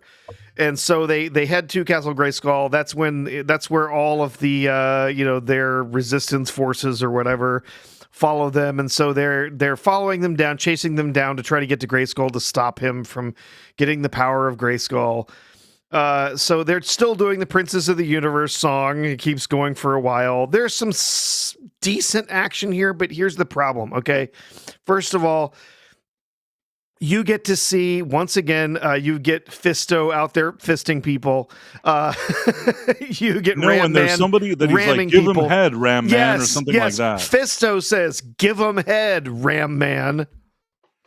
I mean, listen, I'm already tortured at this point. You understand that this, for me, already at this point in the movie, it's torture. I have to review it and I have to watch it until the end, and I need to know what happens for my own knowledge. But if you think for 1 second, if I was at home and I was like with a channel and like I didn't have anything to do with this movie, nobody was ever going to ask me about it, and I sat with like a remote, I think that already in the scene that like Idris Elba was the bum urinating on himself, I think that would have been the place where I changed the channel. To be at this point already is like true suffering at this point that you're describing. With Give Him Head, Ram Man, I'm like, stop with this dumb thing. We get it. It's a funny... Listen, I myself, as an adult, have sat with friends over beers, I'm telling you, and we laughed at the fact that the Ram Man and Fisto, and we always wondered, what we would tell each other is either there were rainbow people working there secretly and wanted to do that because they thought it was funny, or there were people that were not rainbow, maybe they were like quote-unquote dude bros, and they found it funny. But something about those names of those two characters seems like somebody had a good laugh about something.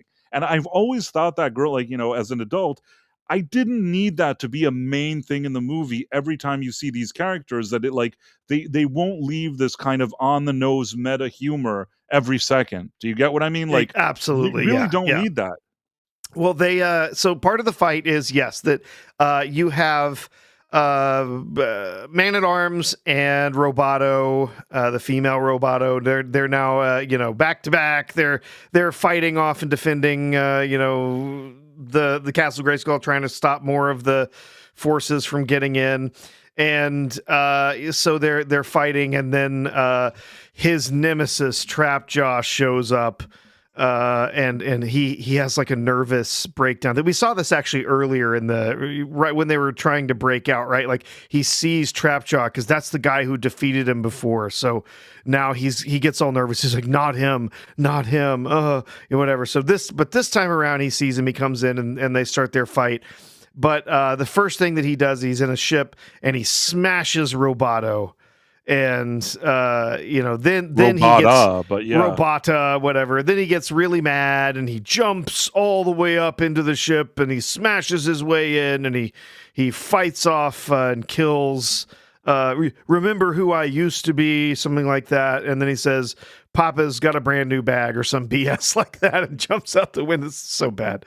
Or there's a new man in town or something. I didn't mind that it he was, puts like a bomb in his mouth. No, I didn't mind this. It was fine. That was the only thing, fine. like out of so much crap. But again, like I'm watching a movie, it feels like it's at least 2 hours. I can give you like maybe like 5 minutes of the 2 hours that I found mildly acceptable, and probably like an hour and 55 minutes that are various degrees of annoying me, you know? So yeah, that thing that he put the bomb in his mouth and he exploded, I didn't mind that. No, it was fine. But then he finishes the fight, he gets down and he finds Robata's parts. I'm gonna miss you, girl. He picks her up and she says something about life being an endless train of disappointments or something, and then he holds her head and says, "That's my girl."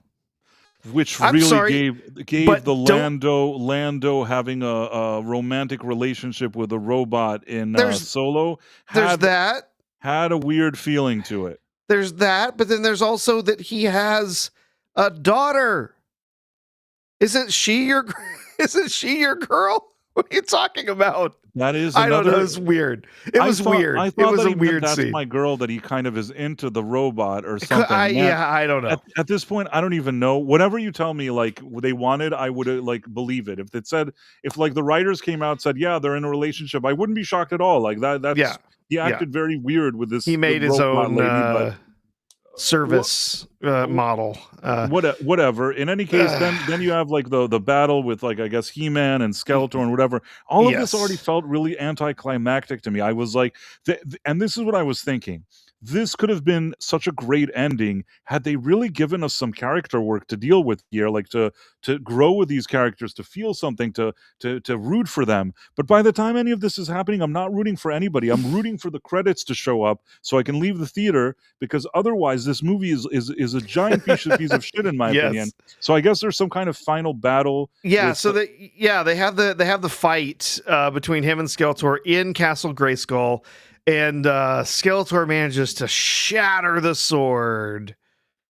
Right. And so, I have another question. I have another question that once he shatters the sword,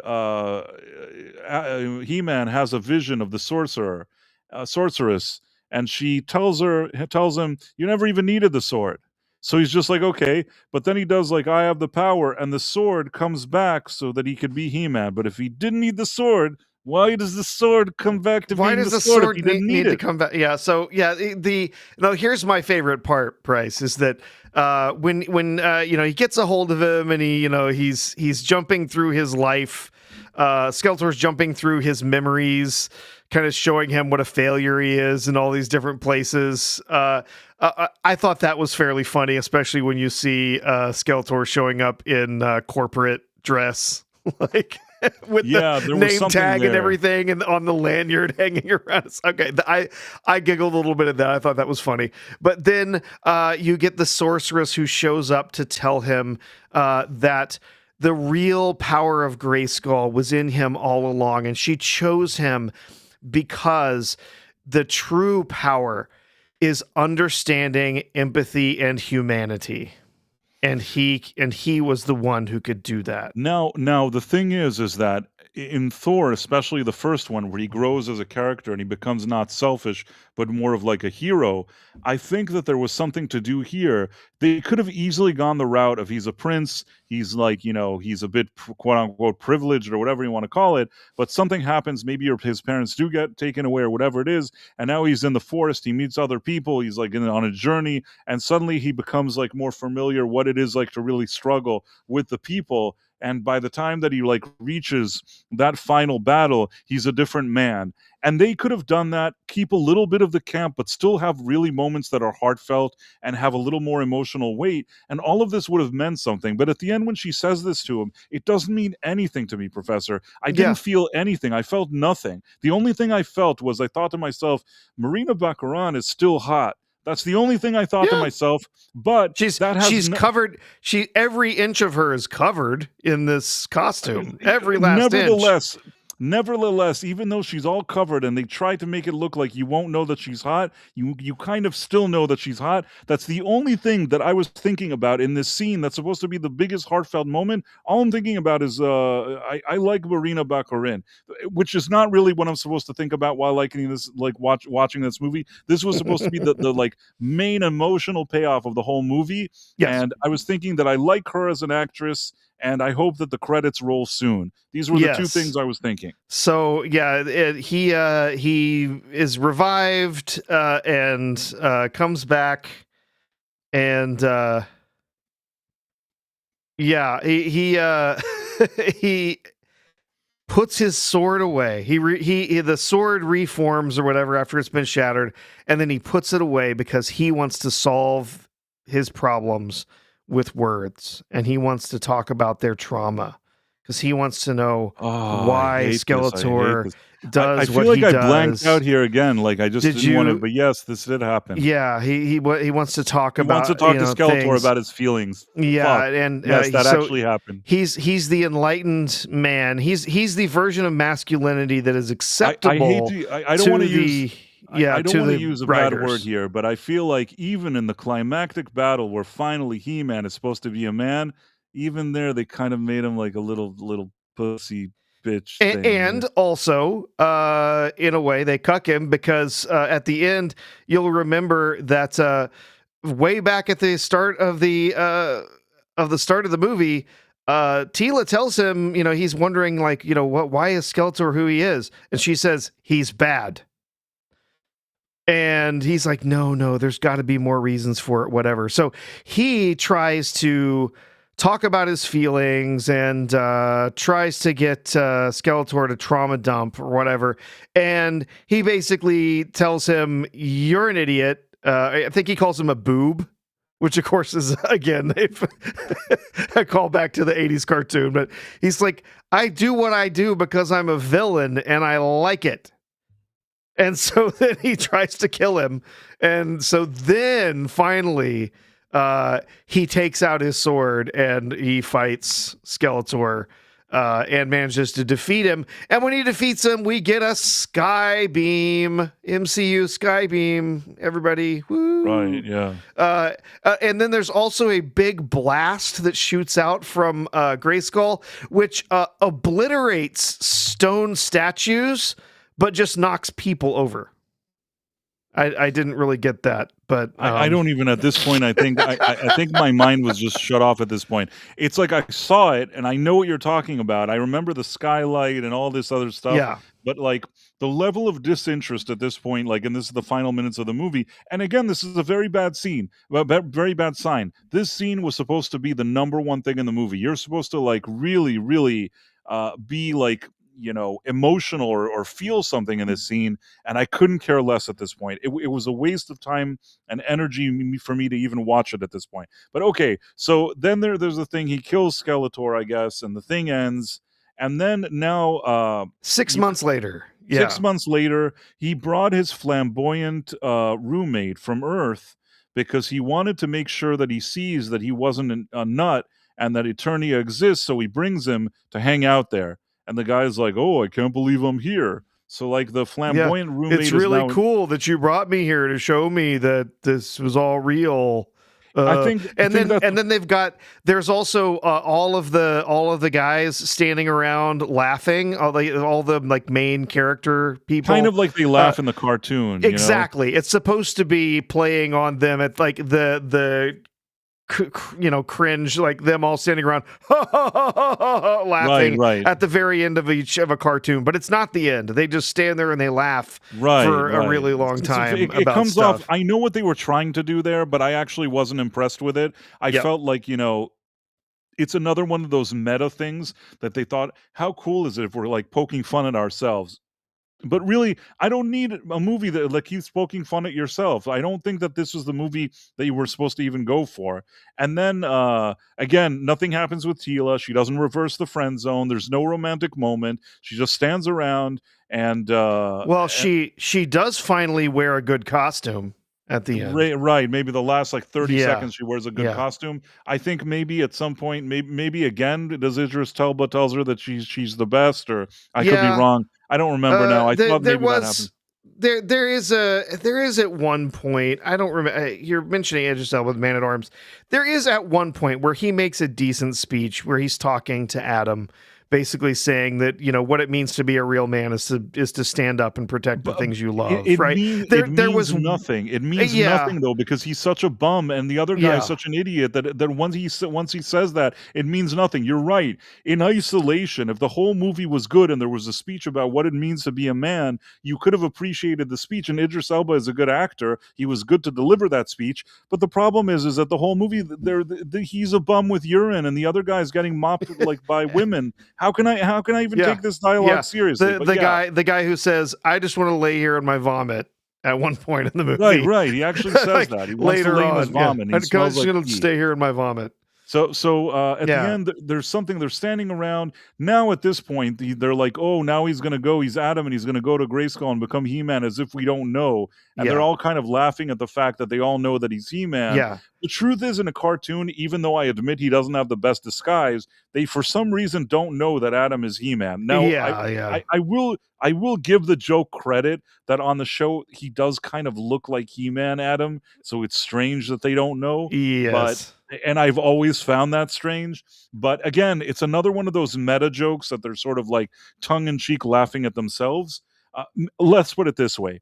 If the whole movie was a slam dunk and everything was great, and at the end they had a little meta joke, I'd be like, okay, well, they had one, so you could let it slide. But the whole movie is such a meta thing that once they do that, it just has nothing. Yeah. And this at the end, He-Man like Yes. walks around and finally Cringer looks like Battle Cat. Again, Yeah. goes through no process because he wasn't scared initially, so he's not scared now. The only thing that's different between Cringer and Battle Cat is now Battle Cat has the armor on his like face or whatever it is. Yes. But Yes. They're no otherwise, different except he's wearing the armor. Yeah. all the armor. There's nothing else about him. He's not Battle Cat. They don't even mention Battle Cat. And the final thing is that they make like He-Man into a joke, quite literally. That they're like, "Well, you had all these names for everybody. What was the name for Yes. yourself?" Yes. I was going to This say something about that. this Yeah. is the So first time in the movie that they say the name He-Man, and yeah. he said, Oh, "Well, well, my name." first he says she asks him. Tila asks him, "What was your name?" You know, because you have Fisto and you know, all these other guys, Mecha Neck and whatever,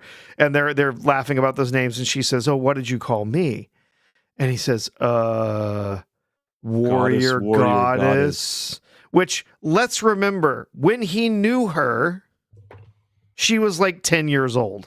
Right, that is So very that's weird. very disturbing that he called her warrior goddess, but whatever. Yeah, but then yeah, he admits, what did you call yourself? He says, He-Man, and they all laugh at him. What? It's like a masculine man. It's like a man who's really like a masculine man. Right, and they're all kind of Oh, looking at him, and like he's like the final line of the movie is them laughing that he says that he's called He-Man because he's a masculine man, and they're all chuckling. A, because they think He-Man is stupid, the writers, and two, because the way they wrote the character, he really isn't a masculine man. So the whole thing becomes one big joke. And just as they're all laughing at what a joke he is, and he goes and he becomes a thing with Cringer and Battle Cat, which doesn't look like Battle Cat, really, the credits roll. And then the credits roll, and like you said, there's the only part in the movie that was kind of amusing where you have like Orko like talking and yes. teaching you like a lesson. Immediately after this, the briefest, like, so they do the like main credits, right, for the actors pretty quickly. Right. And that lasts like a minute and a half, 2 minutes at most. And then you immediately are thrown right into the little Orko scene after, which again got a lot of laughs. You know, I didn't have a very full theater, but there were some laughs here because it's just like the ending of one of the episodes. Right, because it finally, I'll tell you why. Yeah. It finally went back to what the source material is, Yes.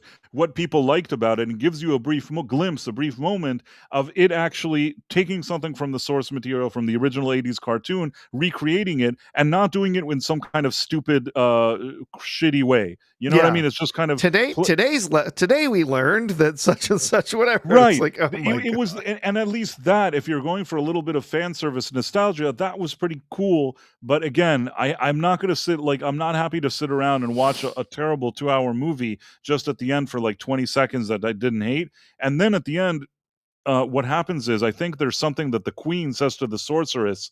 Uh, he doesn't know that there comes to something like a quote unquote from Star Wars. There is another, Yeah, but yeah. Oh, yeah. She says something about, yeah. I'm glad that he's returned to us or something. And then, do you think she will ever find her way back? right. And yes, I hope she will or whatever. And And then then we see like yes, a shot from the back of Shira, and she's standing there, and she has her sword, and somebody says something, Adora or whatever it is, talks to her. I don't even remember who even is talking to her, and the yeah. movie ends. We see in the distance the Hordax, Right, right. We see that as well. mechanical fortress thing, whatever. And yeah, but we don't see a face. We don't really hear a voice or very much. Yeah, We hear it's a just little bit. It yeah, sounds very generic. They yeah, did it in a way that they don't have to cast whoever you see there. They could later just cast whoever they want. It's very purposeful that it's done in a way that you can't really tell. They could do anything they wanted. Honestly, though, I don't think that this He-Man movie is going to do well enough to warrant for them to even do a She-Ra. But as I said, Amazon has a lot of movies, a lot of money, and they can make shitty movies as much as they want. So if they insist, I suppose they can make She-Ra, although I don't know why they would want to make it.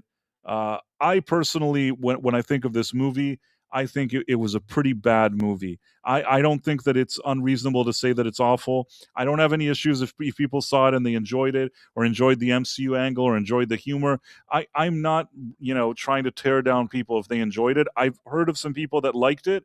I'm not 100% sure, but even I think, Badger was a friend of mine. I thought that somewhere I saw that he wrote that he didn't mind it. yeah, Again, some people could like something, some people could not like it. I can only speak for myself and say that I wanted to like this movie.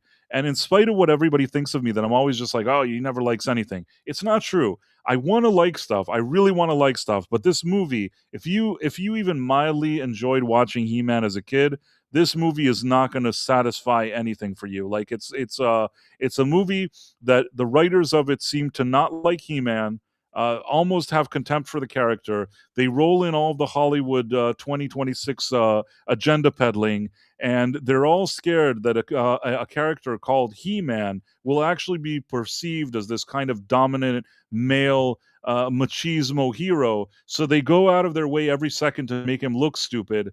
And that really feels like what this whole movie is, an exercise in making He-Man look dumb, including any other men there, like Man-at-Arms and all that other stuff.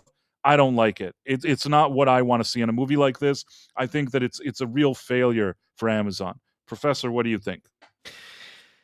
this movie just did not work for me at all. While yeah, so we've seen Tom's reaction out there.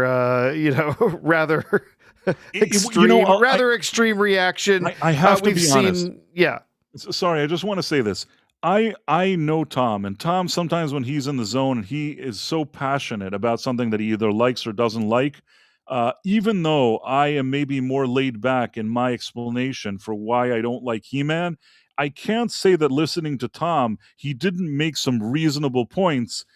His passion for how much hatred he felt maybe was a bit over the top. For me, I just watched it and thought to myself, man, I wish the credits roll so I could go home, maybe eat a slice of pizza or something, because I'm really wasting my time here. I think like Tom, for him, had a really a far worse experience because he gets a lot more passionate about stuff, but Yep. he made a Well, and lot of points. I think he also cares a lot for this particular property.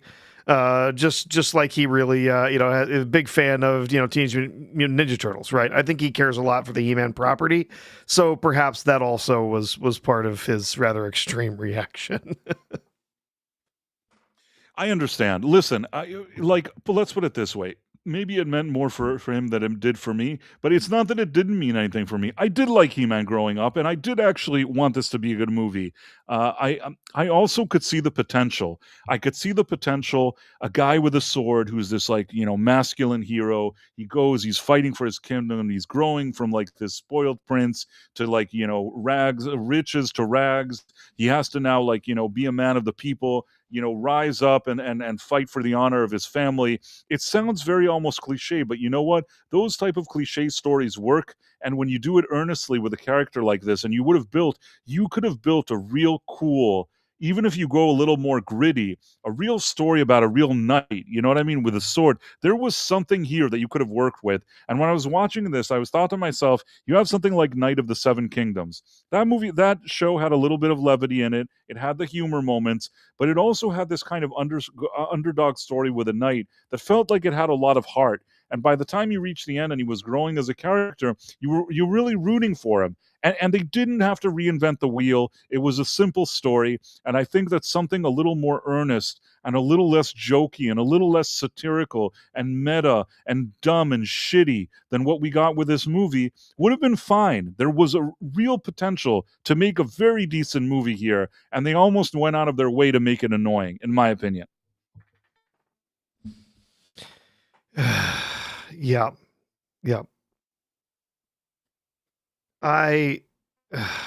Man. Were there any super chats? I didn't even look. Yes, there's definitely some super chats if you want to wrangle those so that we can go through them. Yeah, there's a handful. Maybe two or three. Hold on. I understand that there's people out there that like this movie. That's fine. If they enjoyed it, fine. That's great. They're saying, I've already read some people saying, oh, well, it's not woke. It's making fun of woke. I didn't get that. I didn't get that. Do I think it was particularly woke? No. Did it have a whole lot of woke, wording and talk in it and stuff? Yes.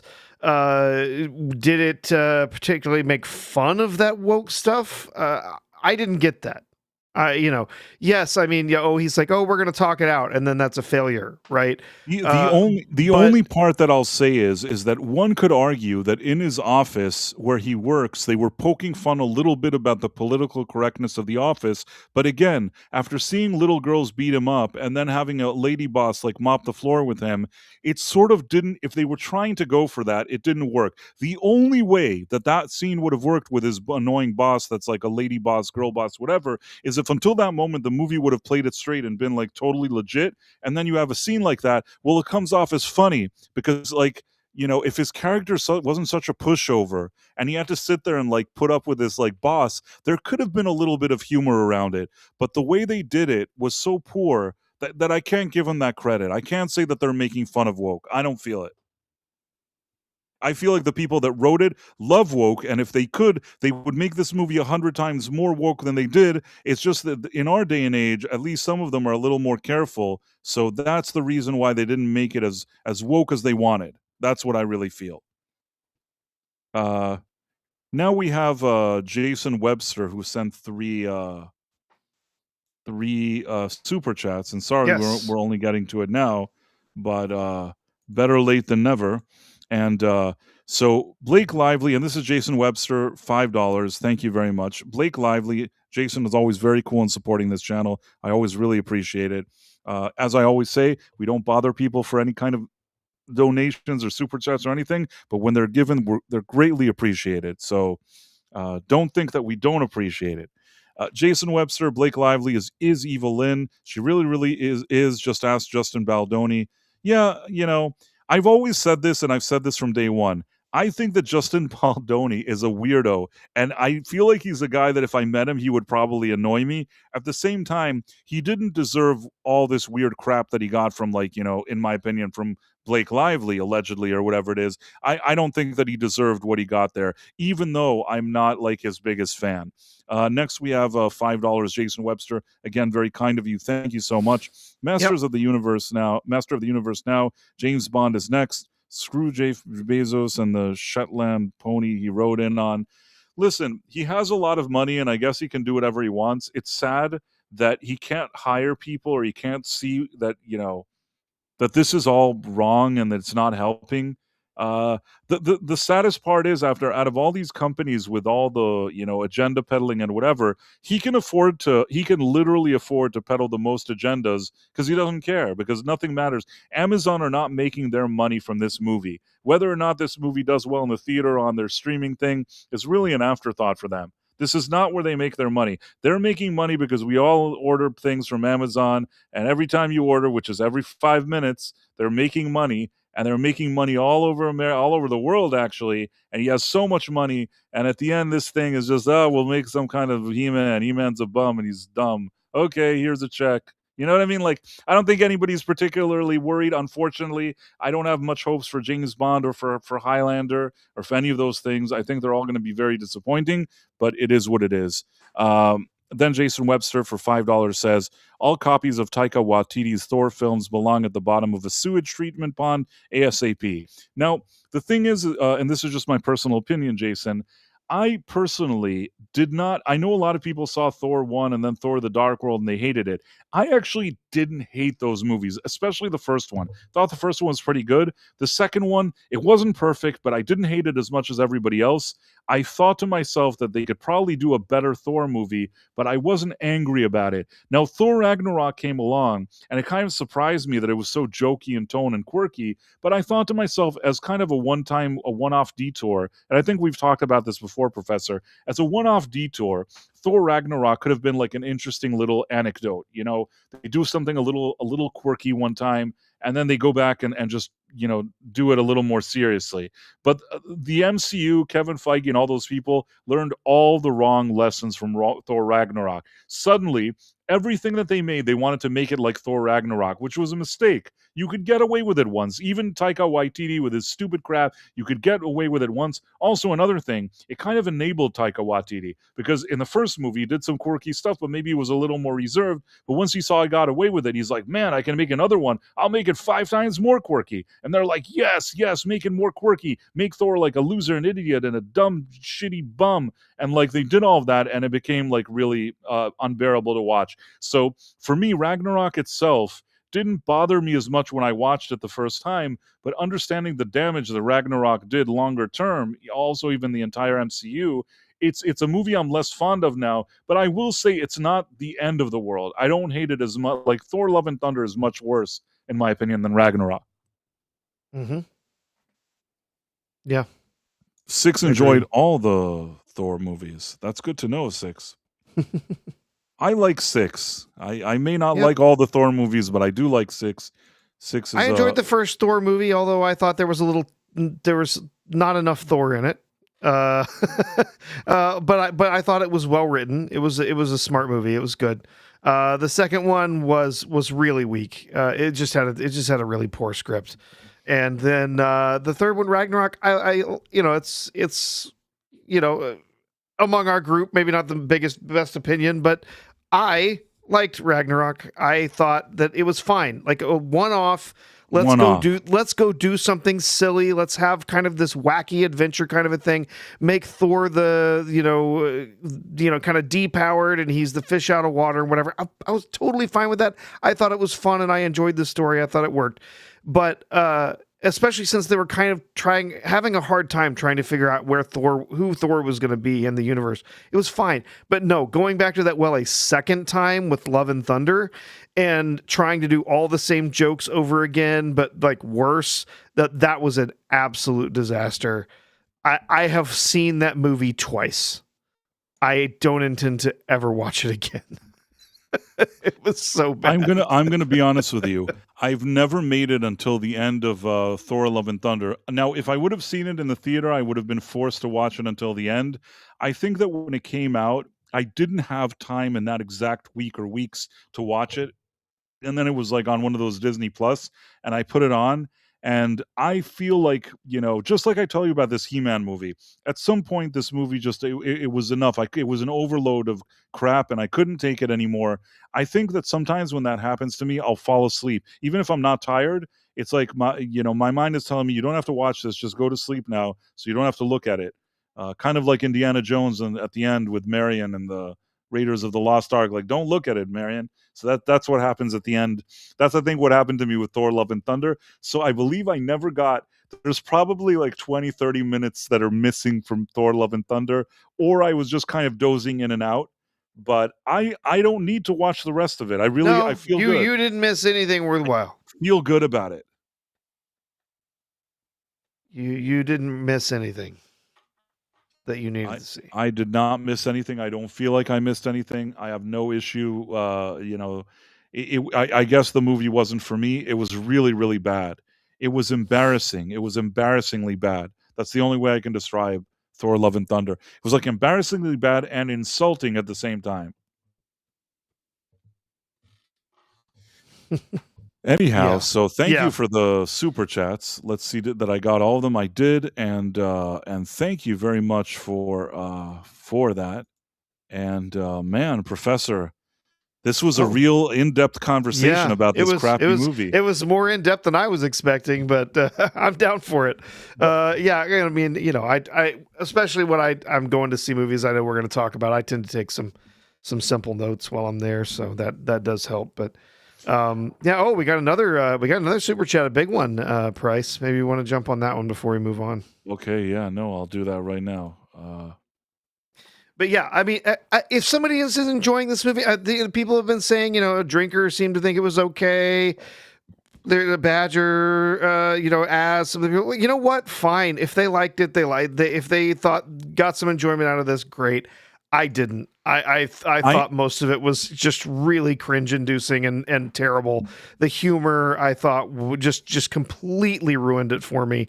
Every time I thought they were going to do something genuine with it, they were really going to, have a solid moment or something, man. They had to jump in with some bad, just crappy version of, some whatever you'd say, Marvel or Joss Whedon style humor or something, and just pull you out of the movie.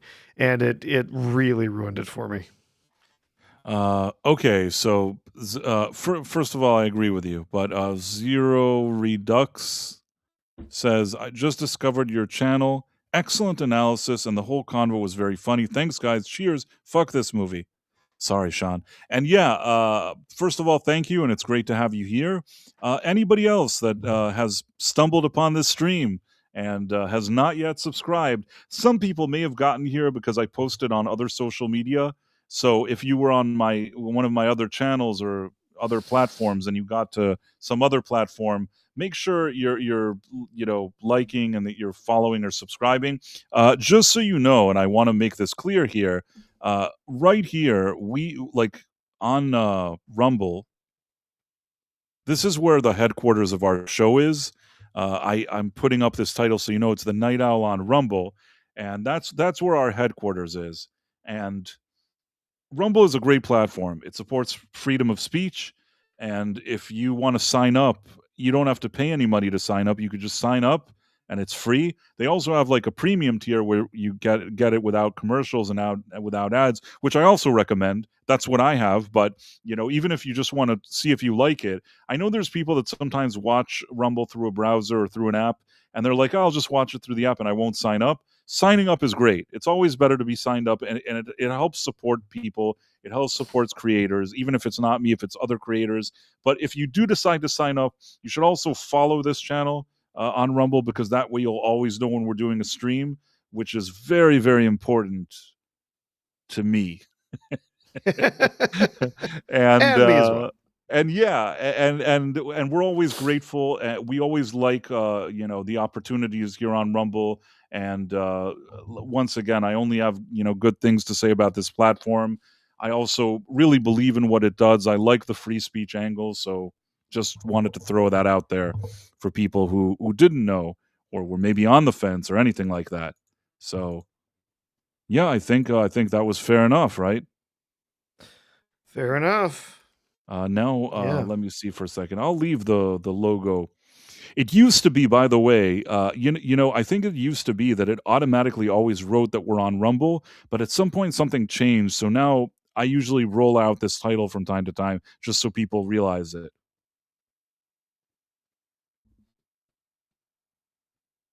Professor? Yep, sorry. No, I didn't know if you were still here. Nope, still here. Sorry. Okay, no, it's okay. What else? What else was on our docket today? I feel like this Oh, took out let's so many see. energy. Oh yeah, we did all this votes being discovered in California that are not for Spencer Pratt, surprisingly. Now, I am going to be very careful here because, in addition to Rumble, who has free speech, we're also on some other platforms, and sometimes they're not as free speechy. So I'll say that I I don't know what if there's any bad faith actors doing one thing or another, but I will say that if nothing else, it's kind of peculiar that Spencer Pratt, who was kind of very securely leading this thing and looked like he was going to be the second guy to go into that runoff election in November, now every 5 minutes I keep seeing that this other lady is like gaining votes, and everybody's like they think that somehow she's miraculously going to find a lot of votes and surpass Spencer Pratt. I genuinely hope that that doesn't happen. And there's something about it that feels off to me. I can't prove anything. I don't know. I'm not like some big investigator. I don't know. But I will say this. If we zoom out, I will say this. I don't think it's a good idea to rely on elections with all this mailing stuff that you're waiting a week later for people to mail you things. This all sounds really weird to me. There's like countries that are considered like, you want to call them third world countries or whatever it is, that if you don't show an ID, if you don't show up with your own ID and go and vote by yourself, like with an ID and all this stuff, you're not voting. You know what I mean? And somehow in this country, in some states at least, you can just do whatever you want. You can send the thing in the mail like 5 years later, and nobody knows who mailed who to what and why. This is all very with no ID. This, if nothing else, is a recipe for trouble, and I am 100% against it. And I know that people have tried to say that if you think that it means you're like an istophobe, sorry istophobos, but like you don't like diverse people or something. I don't know why you say that. Diverse people also go to the store to buy beer and have to show an ID. You know what I'm saying? Like, Oh yeah. a lot of these people that sell this narrative that diverse people they can't show ID because there's something wrong with them. I think that that's actually being istophobic. You know what I'm saying? Like saying that people that are not white can't have an ID because they're like they thinking that they're too dumb to have ID or something. To me, that's insulting. You know what I mean? Like anybody that needs anything in this country, everybody that I've ever met has had an ID. Maybe if there's some guy living on the street, like maybe if there's some guy like he's has mental issues or something, he doesn't have an ID. I don't know. I would even think even he has one. But let's say something like that. But for the most part, I don't know people. I've never met somebody that's just like, nope, I'm not going to walk. I don't want an ID. It's best if I don't have one. Have you ever met a person that told you, you know what, I don't want to have an ID. I refuse to have an ID. Did you ever meet a guy like that? Well, I can say yes, I have, but he's one of these sovereign citizen dumbasses. Unless it's some kind of freak. He's a bit of a kook. So let's say that no, I have not met anyone that was not a crazy person who said that I do not want ID. I will not have ID. Exactly. The thing is that. And people keep saying, "Oh, and when they did all this stuff with the istophobia, that like you're a terrible person, that minorities they don't have IDs or whatever they were trying to sell, which is a very strange narrative. Once they kind of picked up how strange that narrative was, they shifted to if a woman got married and then she changed her name, now she can't vote. It's like what? That woman still needs an ID. She still needs to go somewhere. She still needs to go to the bank. She still needs to collect things and checks or I don't know what. Even people that are, let's say, collecting money from somewhere, even like a program or whatever it is, even they need an ID. I don't understand this idea. I've never met people except for this kook that you mentioned that as a matter of principle wants to show you he doesn't have an ID, except for some weirdo like that. Most people just have them. You can't not have them. I have worked in a lot of different fields and businesses. I have met people that are like, at the top of the whatever, the ones that are eating like beluga caviar. And I've met people that like, have come from like, bad neighborhoods.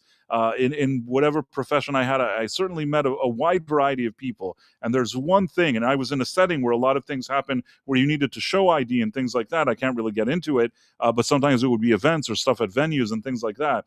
In all my years, whether it's like the beluga eating people or the people that came from a bad neighborhood, I've never seen people that don't have an ID. The idea that they don't have ID is the dumbest shit that I've ever heard. And even the idea that a woman got married and now she will never have an ID is also really, really dumb and unreasonable. The only thing I can think of is that states, and this has nothing to do with politics. I don't care if you're a Democrat or a Republican or whatever it is. I think that elections should be fair, and whoever it is that are getting up and saying we can't have IDs, we have to do stuff that we send in the mail, years later, and we can't have IDs. It's a huge red flag for me. It doesn't make any sense. I don't care what party you're from. I want the elections to be real. You know what I mean? And if everybody wanted to vote Democrat and that's the way we would know because everybody had ID and they all voted, great. And if everybody voted Republican, then that would be fine as well. But a democracy has to be, it can't be worse than a third world country. Sorry for my rant, but you can go on now. No, I'm completely with you. I think the idea that we do not have a requirement to show some sort of voter ID through every single election that we have in every single precinct in every single state. I'm sorry. I think that is absolute madness, right? And this idea of like universal mail-in ballots and stuff, like it is just rife with corruption. You've got this ballot harvesting. People are out there. They're paying homeless people to register and then give them their ballots so that they can fill them out and send them in with addresses that don't exist.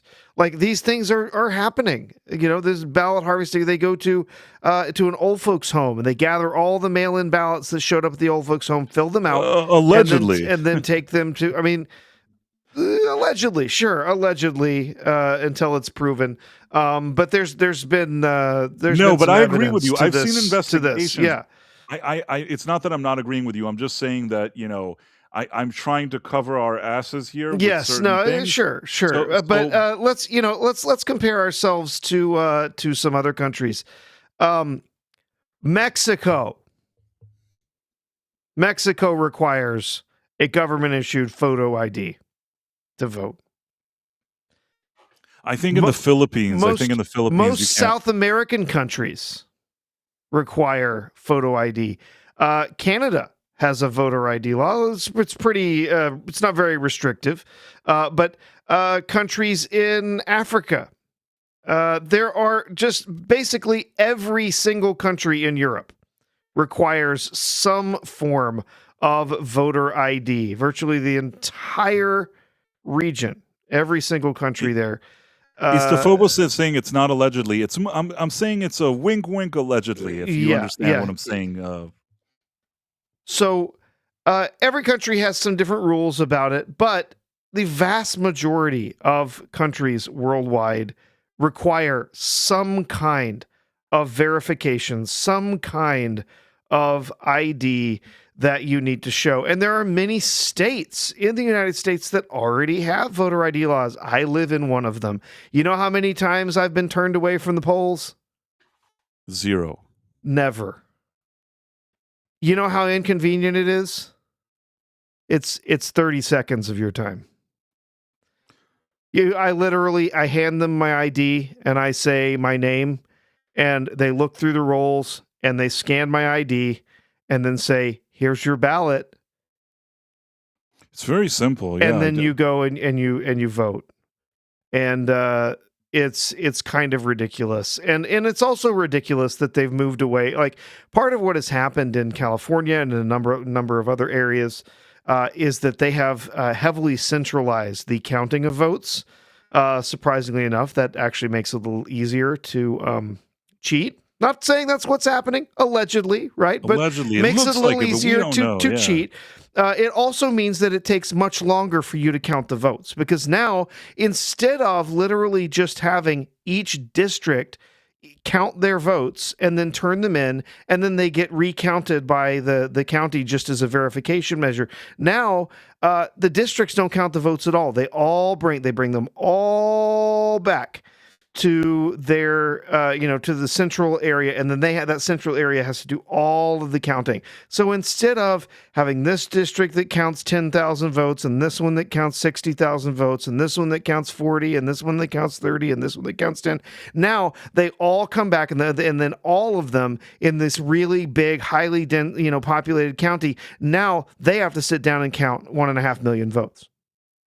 Right. So each of those different districts could have had a preliminary count that they turned in and said, here it is. And then we would know what that preliminary count was within a day, within hours, most of the time. This is what happens in virtually every state in the country. There are countries in Africa, there are countries in South America where they know that night how their election turned out across the country because they counted their votes. We used to be able to do this in the United States, Price.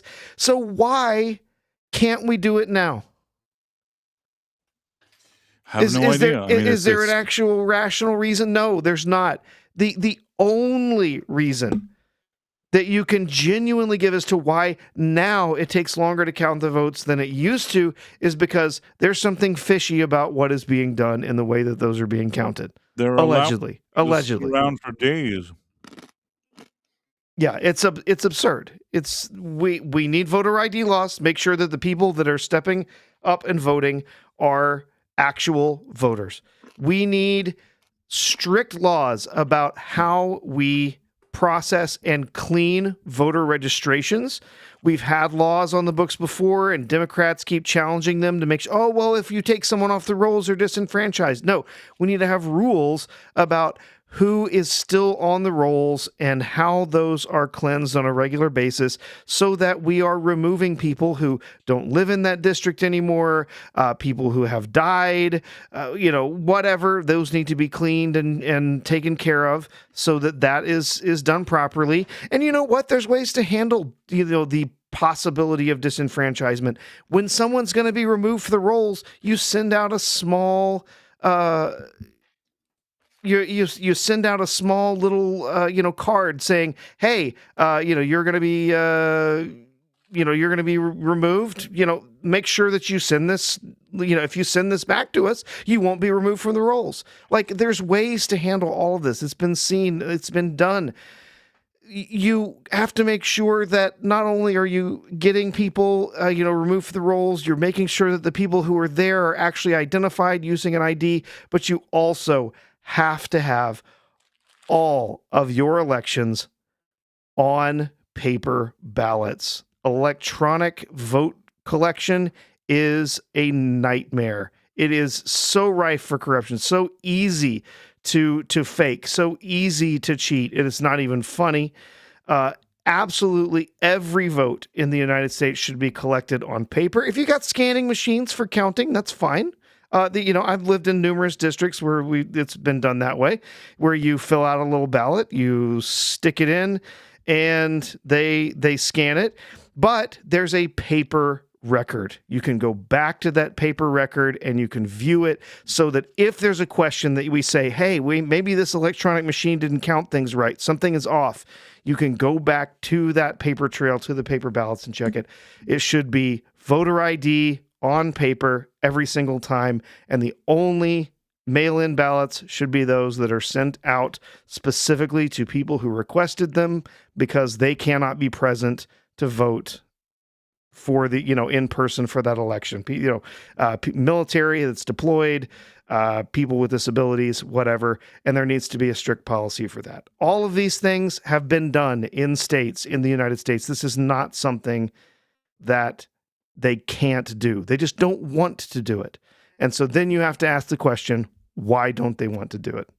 It's a good question. It's a good question to ask. And I don't, I think I know the answer, but, what do we know? It's just, it certainly seems illogical. Let's put it that way. Yes. So just to sum it up quickly, the thing with Spencer Pratt is he seemed to be really gaining, and then now every second they're like, they just keep counting votes, and it's suddenly all of the votes that are coming in are for someone besides Spencer Pratt. Very, very strange. You have this thing now where, all these kind of betting thing that was going on Kalshi or whatever it is. Now, it keeps going in the favor of like Nithya Raman or whatever her name Yeah, is. yeah. So to make sure, again, they want to make sure that there's two Democrats on the final ballot, right? That's ideal for them, right? So now they're thinking that Nithya Raman versus Karen Bass, there's a 79% chance versus Karen Bass versus Spencer Pratt, which is 23%. He has significantly gone down, at least with traders. They seem to think that statistically, with the way she keeps gaining ground with every kind of ballots that they find in the mail, they're thinking that they're just pushing the Spencer Pratt guy out. And whether or not it's something legitimate or malicious or whatever it is, if they were to do it properly, nobody would even ask these questions. You know what I'm saying? I'm going to try to be a nice guy and say, let's pretend that this is all above board. But if you actually did the ID thing and you did things proper and not like less than a third world country and you did it proper, nobody would have any doubt. Nobody would be asking any questions, or not these questions at least. No. This is very weird to me. It's just strange. It's a strange way to count votes. And I can't help but feel that there's something about this that doesn't feel right. But again, I'm going to be careful here because I don't want to. I don't want to say things that, again, the covering our ass situation here. If you know what I'm saying. Absolutely, yes. We are covering our asses. CYA. CYA. We're covering our ass. Yeah, but, it's all very, it's so fishy, right? And especially because, we understand why they have a jungle primary system in California, and it's specifically to ensure that as often as possible, as frequently as possible, they don't even have to allow Republicans on the ballot, right? They've done it so that they know if they can make sure that there's at least two popular Democrat candidates, that they're the ones that are going to hit the top of the ballot. If they really wanted to do something that was, genuinely, more open than the jungle primary where you end up with just two candidates, is they could do forced ranking voting, where you have ranked voting where you allow more than just two candidates. You've got 3, 4, 5 candidates, whatever, and then you have to rank each of them, right? That would be at the very least more fair than just saying, well, sorry, top two candidates, there's not somebody there of, for the party we don't like, and so they don't get to be part of the election. Like, it's very screwy. Well, the Los Angeles Times, this is an article from this evening, that they say California election results, Raman makes gains, but Pratt remains ahead in LA mayor race. But again, he maybe makes gains, but if every day she makes gains like that, by the time they take it, also is very weird to me that like years later they're still counting it. Just fucking count it and say who voted. What is all this mailing shit? Well, again, you know what I mean? They have all sorts of rules about how many days after the election you're still allowed to mail in your ballot, or it shows up and they're still allowed to count it. And fucking bullshit. I don't agree with this at all. It's like there has to be an election day and that's it. And if there's people that are giving a special permission to vote, let's say even if it's like soldiers overseas or things like that, you know what I mean? You need to do that before election day. Have everybody vote before. And once election day happens, you're counting the votes and that's it. No other weird shit. No, it's in my the check is in the mail. You know what I mean? Nothing like that. Everything you have, you need to have it on the day of the election. And even then, you keep all those mail-ins to a minimum. This is just I really do feel it's a disgrace. It says here that President Trump claimed without evidence that Democrats are somehow cheating to win California's primary elections on his Truth Social account late Wednesday. Now, I don't know what he wrote or what he said, and I know that he has a certain way of saying things, and sometimes it's a very kind of blunt way of saying it. But I will say that it does look odd. I mean, I don't agree with the no ID. I don't agree with all this mail-in ballot, and it's not only for California. I don't think that anywhere in the U.S. should have something like this. And that way, like I said, you don't ask questions. Once you're opening the door for this type of speculation and questions, then you're doing something wrong. Mm-hmm. So I Yeah. guess Ramen is trailing Pratt by 6%. People are still thinking maybe they'll. Oh well, they've still got another week, over a week to keep counting. So, very, very strange. Yeah, they give each county 13 days, 2 full weeks to count. But it's interesting how it seems to, how those votes seem to only favor specific candidates later on. This is all wrong for me. I don't know. And again, if let's say they did it proper and they did everything like we just said, and it turned out that Karen Bass had all the votes, I would tell you, well, that's the democracy. That's who they voted for. And maybe that's who most of the people in California would vote for, because they like they're into that kind of thing for whatever reason. But I'm saying that I will respect any results as long as they're real results, even if it's results that it's somebody that I would have voted for or wouldn't have voted for. If the results seem legit to me, I will respect them. But they're not making it easy, Mm-hmm. Yeah, and that's another thing. Like, when you talk about wanting to rebuild people's trust in elections, that they're not rigged, that they're not. There's no cheating going on, whatever. Like, there are different approaches that can be taken, different ways that you can, try to make sure that these election results are verifiable, and that they're something that we can all have a trust in. Voter ID would do that, right? It would allow people to have some more faith. Not everybody. There's going to be lots of cynical people out there say, it's rigged. The system. No, it's just a one-party system, whatever. There's going to be those cynical people out there who are going to say those things. And you know what? I have a hard time arguing with some of those cynical people and those facts, because the truth is, I can see why you would be so cynical, right? Especially in a lot of states. If you wanted to do something, to try and bring back some more faith in our elections and stuff, find ways to say that, to to help people actually trust the result. And there's ways to do that. There's ways that make changes that could be made, but no, they don't want to make those changes, right?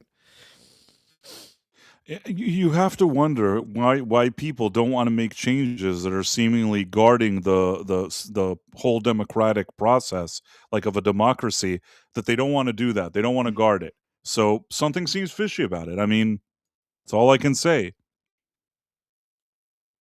And it's a logic thing for me. You know what I mean? Like, it's not a matter of I've said it before, and this may, people that know me know this. I've never registered with any political party. Like, if have people go and they look and they're like, oh, in 2000 and this, you registered this. You won't find that I've ever registered with a political party. I don't love, as much as we sometimes talk about it, I don't love politics or politicians. But at the same time, I'm also a logical and reasonable guy, and I absolutely don't accept the fact that they can't do IDs, and they can't, and they do all this mailing stuff. I am 100% against it. You bring your ID and you vote in person. If it's something really, really extreme, like, I don't know what, somebody with a major disability or something, even in very, very specific situations like that, you want to do that so that you have all those people's votes in advance, and you know who they are, and it's not some weird, like, we sent some weird crap in the mail and now I dropped it off at some weird mailbox and things, like, nothing like that. True. Like, the mail-in thing should be such a thing that it has to be so many, like, such an extreme case scenario that you would even accept such a thing in advance. No chance that the election is over and for 2 weeks they're still willing to accept things in the mail. This is just unheard of.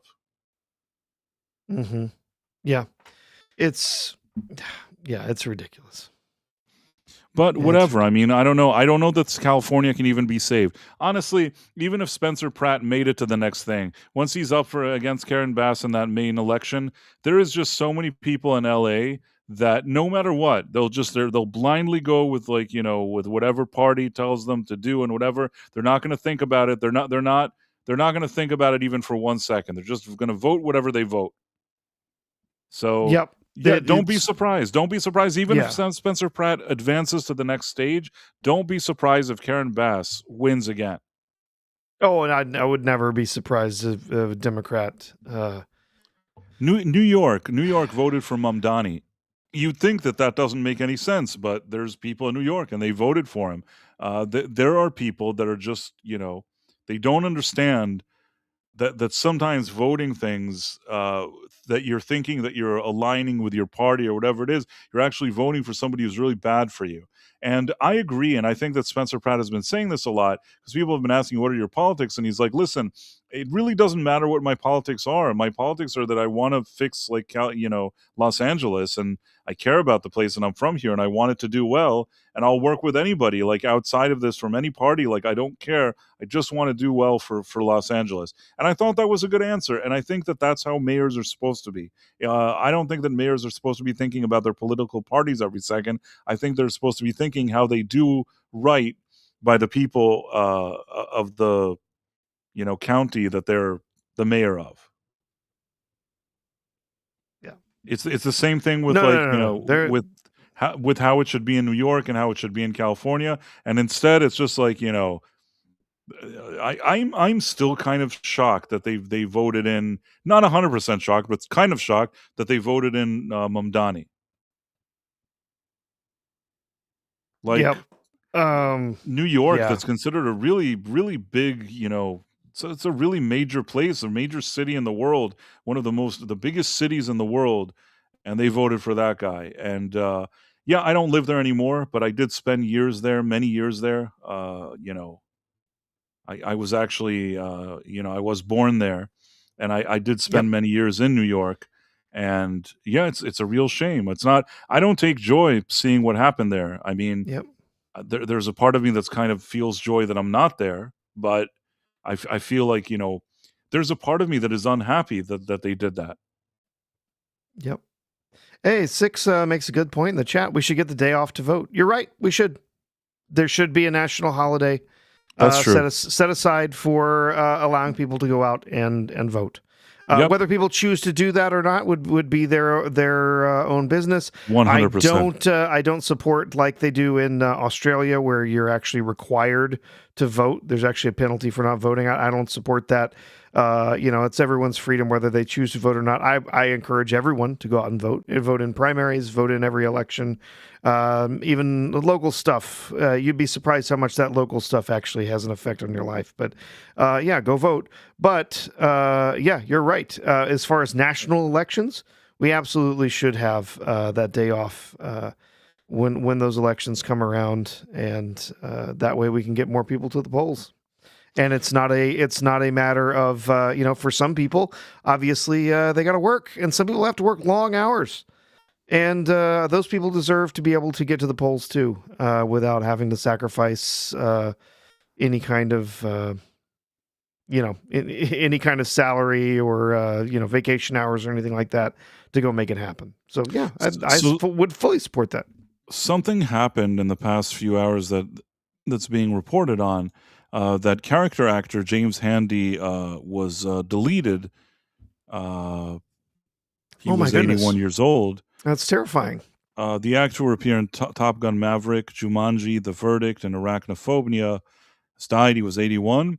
On Wednesday at around 9:30 a.m., the LAPD responded to a cryptic call in Tarzana, where Handy was discovered in the front yard of the residence, unconscious after being stabbed in the chest. He was transported via ambulance to a local hospital where he was pronounced dead. I am the Son of Man. I just grew the man of sin. The suspect, 44-year-old Michael Gledhill, flagged down responding officers and told them he was the one they were looking for. LAPD reported that Gledhill, his mother, resided with the actor, and she was Handy's girlfriend. Yeah. So this sounds like he was probably off his meds or something. Yeah, it sounds like he was a deeply disturbed individual, and yeah. So basically, Handy had a girlfriend, and this guy was the son of her girlfriend, and the son of his girlfriend is the one that seems to have done this. Seems to have been the one to have deleted him. Yeah. He's been in Unfortunately. so many things. I mean, here it even says Quantum Leap, and I remember very well the episode of Quantum Leap.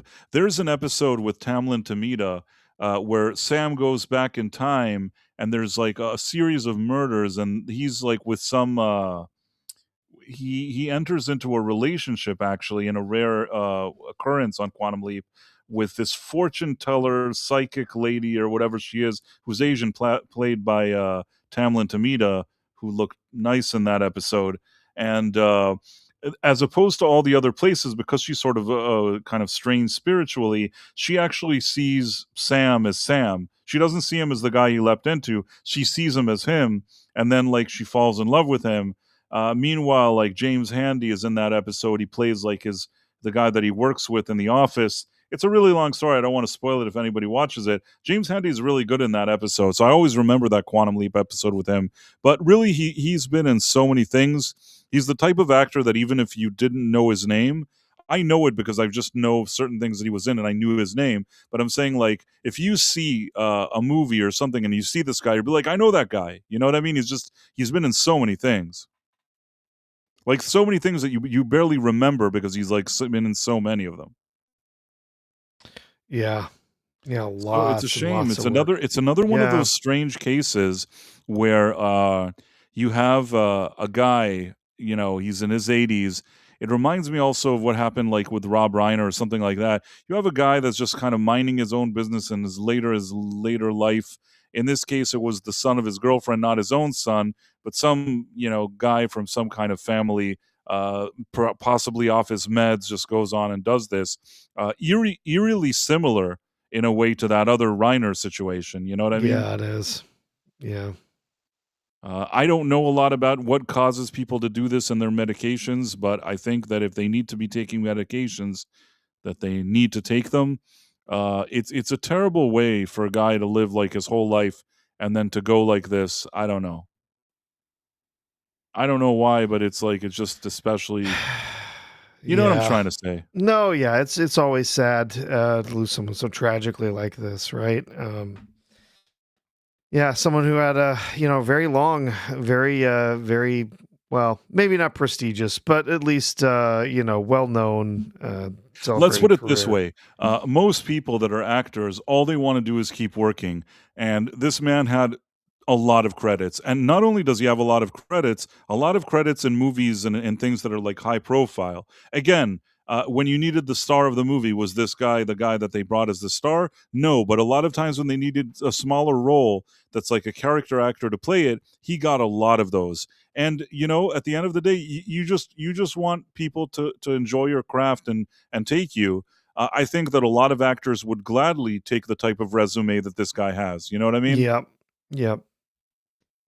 I would gladly. I'm not a real actor or anything like that, but I would gladly do it. If you told me, "Hey, you're gonna be in 80, like, really well-known projects, the best shows, the best movies, you'll have a small role in all of them," I'll take it, you know what I mean? This man is constantly all these years working.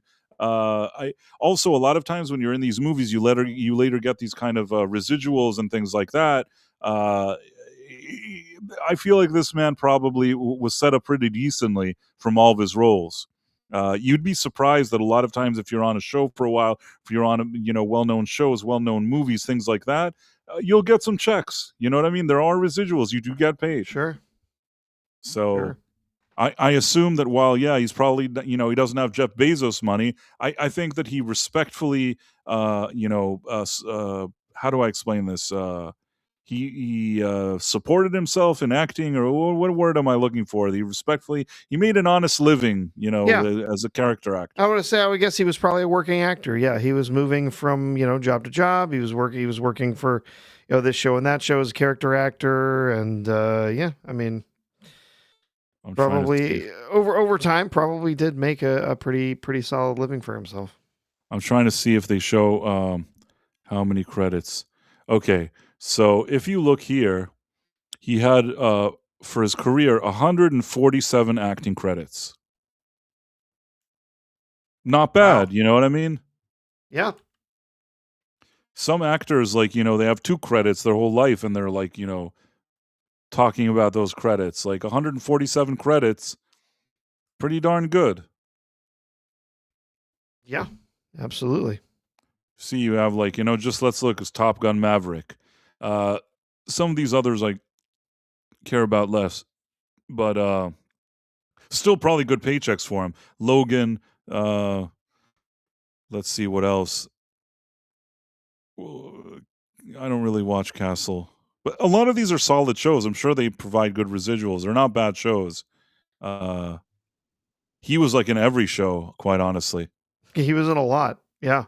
No, and all of those ones, listen, a lot of these ones, like, have good residuals later, 911, NCIS, like, again, it's not that I watch these shows all the time, Rizzoli as Isles, CNN, CSI in New York, or whatever it is, but, yeah, I mean, the credits go back. Let's see how much it goes back.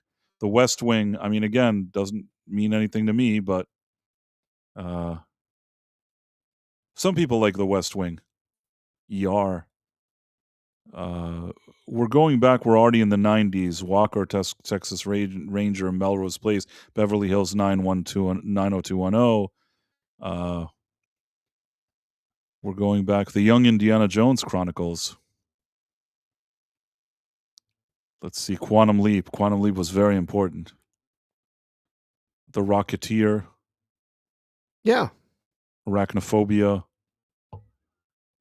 Let's see. And then look, it goes on forever. So I didn't even know they made a After school specials.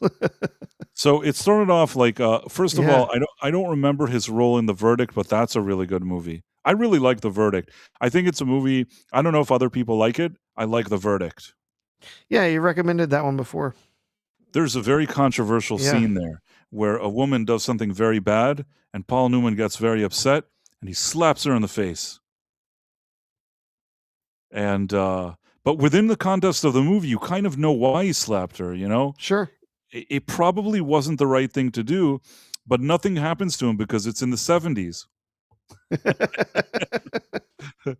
They're just like, he just slaps her and walks away. And again, it's generally speaking, slapping a woman is bad, but within the context of the movie, you could somehow understand why he went that route.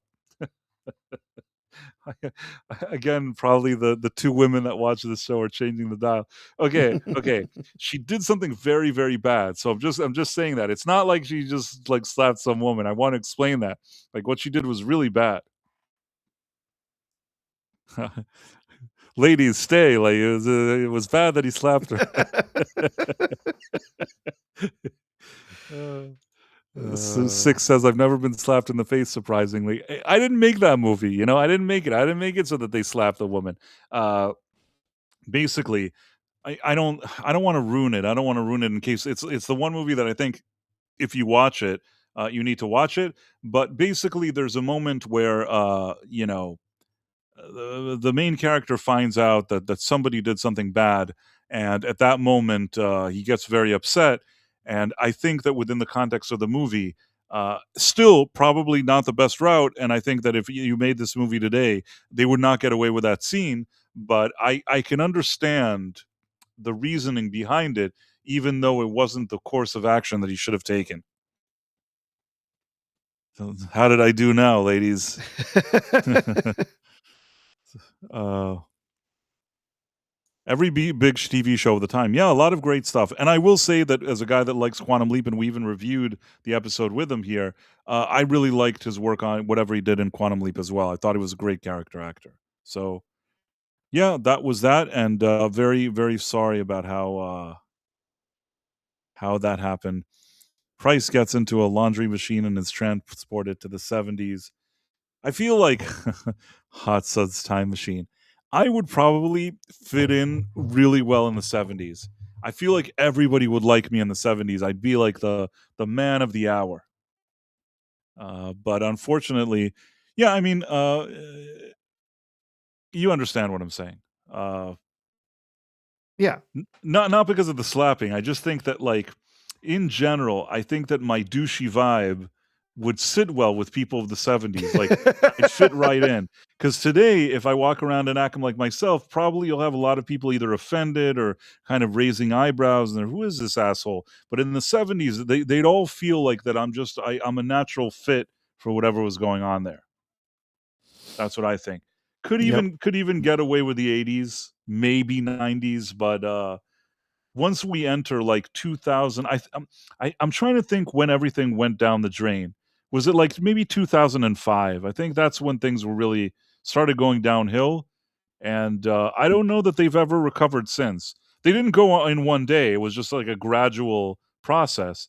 But I feel like between 2005 to like 2025, those 20 years were really significant in going downhill, if that makes sense. Mm-hmm. Oh yeah. Yeah. I'd say closer to 2008, but yeah. 2008, yeah, that's fair. That's fair. But I think that the sparks were there already 2005. But I'll give you 2008. Yeah, it's fine. I can accept 2008 as the year that and then started going sour. Yeah, and then things really got bad in around 2012. Yeah. Whenever social media really started hitting hard. Interestingly, I just saw this. I forgot about this, but I have to say it because I say weird things, so I'm going to say it. Claire Foy sings Someone Like You with a mic-grabbing audience member at South by Southwest London. I don't even know why they have a South by Southwest in London. I think it all sounds like shit to me. But the one thing I'll say is that I once met Claire Foy.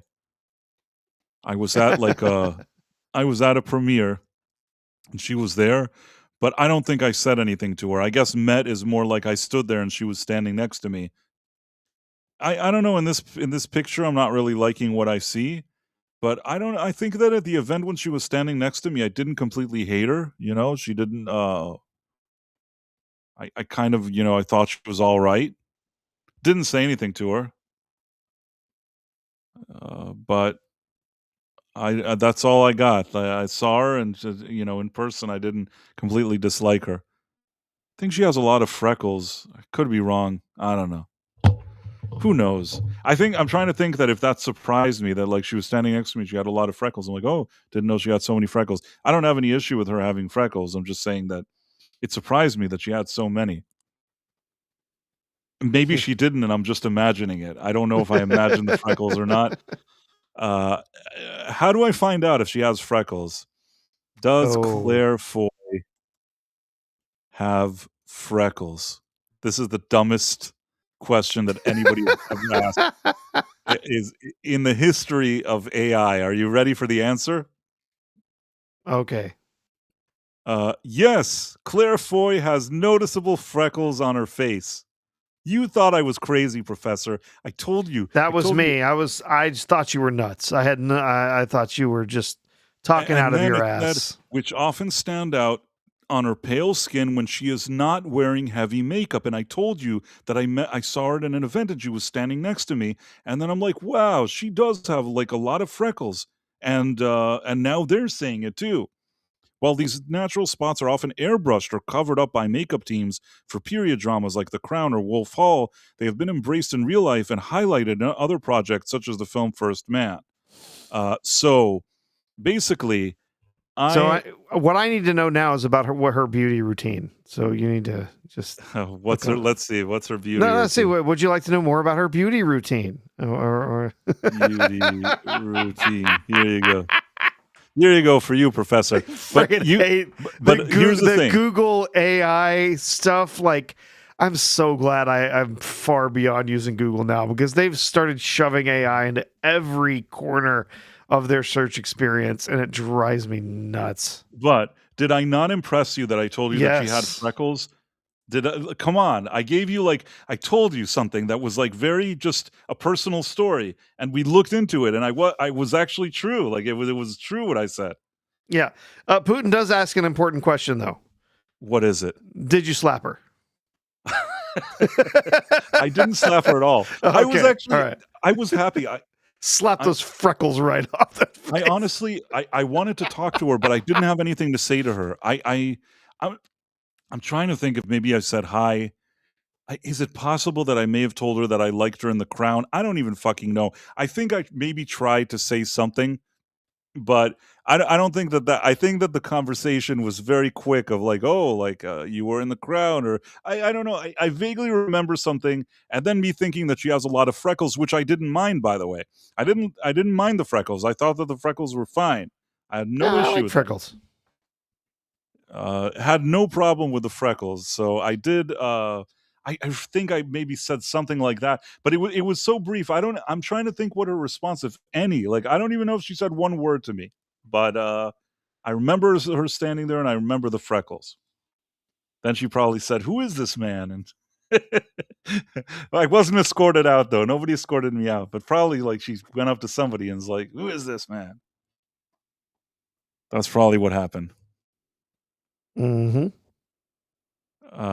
Wow, what are the odds she had freckles?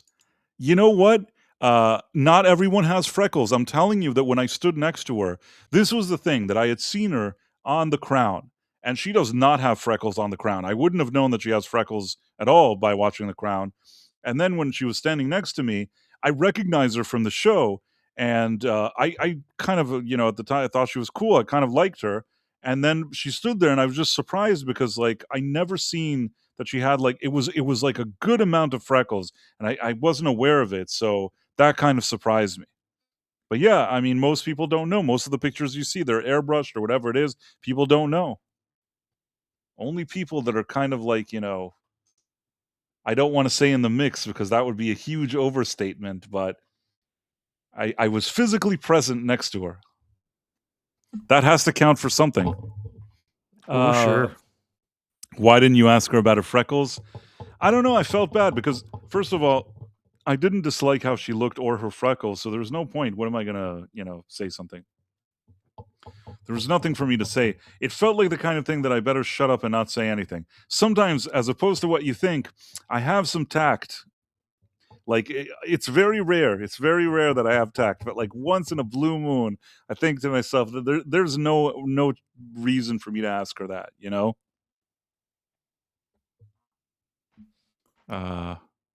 I'll bet half the people in the world have freckles. I am explaining to you, this is not that she had like a little freckle next to her nose. I'm saying that like it was a heavy freckle situation. So I don't think half of the people in the world have heavy freckles. I am pushing back against this narrative.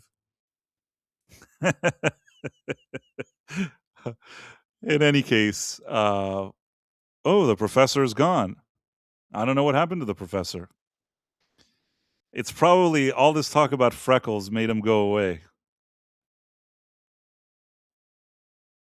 You miss all the shots you don't take. That's true. I didn't take any kind of shot. The truth is, though, I mean, I don't know. There was no shot to take there. I don't think that, what was I supposed to say? Gee, you have nice freckles. Like that would have been kind of weird. Connect the dots. Yeah, that's what I should have said to her. I need to connect the dots. In any case, what else? It's too much for him. Yeah, the professor couldn't take it. It was Frecklegate. No, Rumble Studio, I think, just decided it didn't want me anymore. Oh no! I just kind of like Claire Foy with me. It stopped working, and then I couldn't do anything, so I just had to close the window. And then when I came back, like it didn't want to let me in. So I don't know. It was weird, but here I am. So anyway, you can't suddenly insert heavy. I'll say this: out of all the people that I've ever talked about, have I ever said, "Oh, this lady has freckles"? Have never said it, because in the case of like Claire Foy, it was like an excessive amount of freckles. That's why I noticed it, but not in a bad way. I didn't hate it. I just was surprised because it didn't look like that anywhere else that I had seen her except for in person. And that's why, now when we Googled it, it's like, yes, she has a lot of freckles. I stand by my reporting. I'm 100%. I was on top of my game, and I stand by everything I said.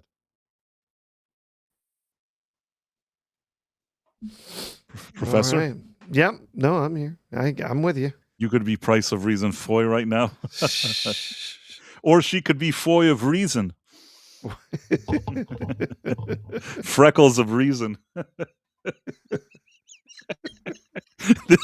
This is the weirdest conversation. How did we even get here, Professor? How did we get to Claire I don't Foy know. I don't know, Freckles. Price. This is like 6, maybe 40% have freckles, but out of all the time I've ever said anything about anybody, I never said that about anybody. And Professor has been here a long time. I've never mentioned freckles. This article came up organically, and I just said what I thought when I saw her in person, and I stand by my reporting. That's all I'm saying.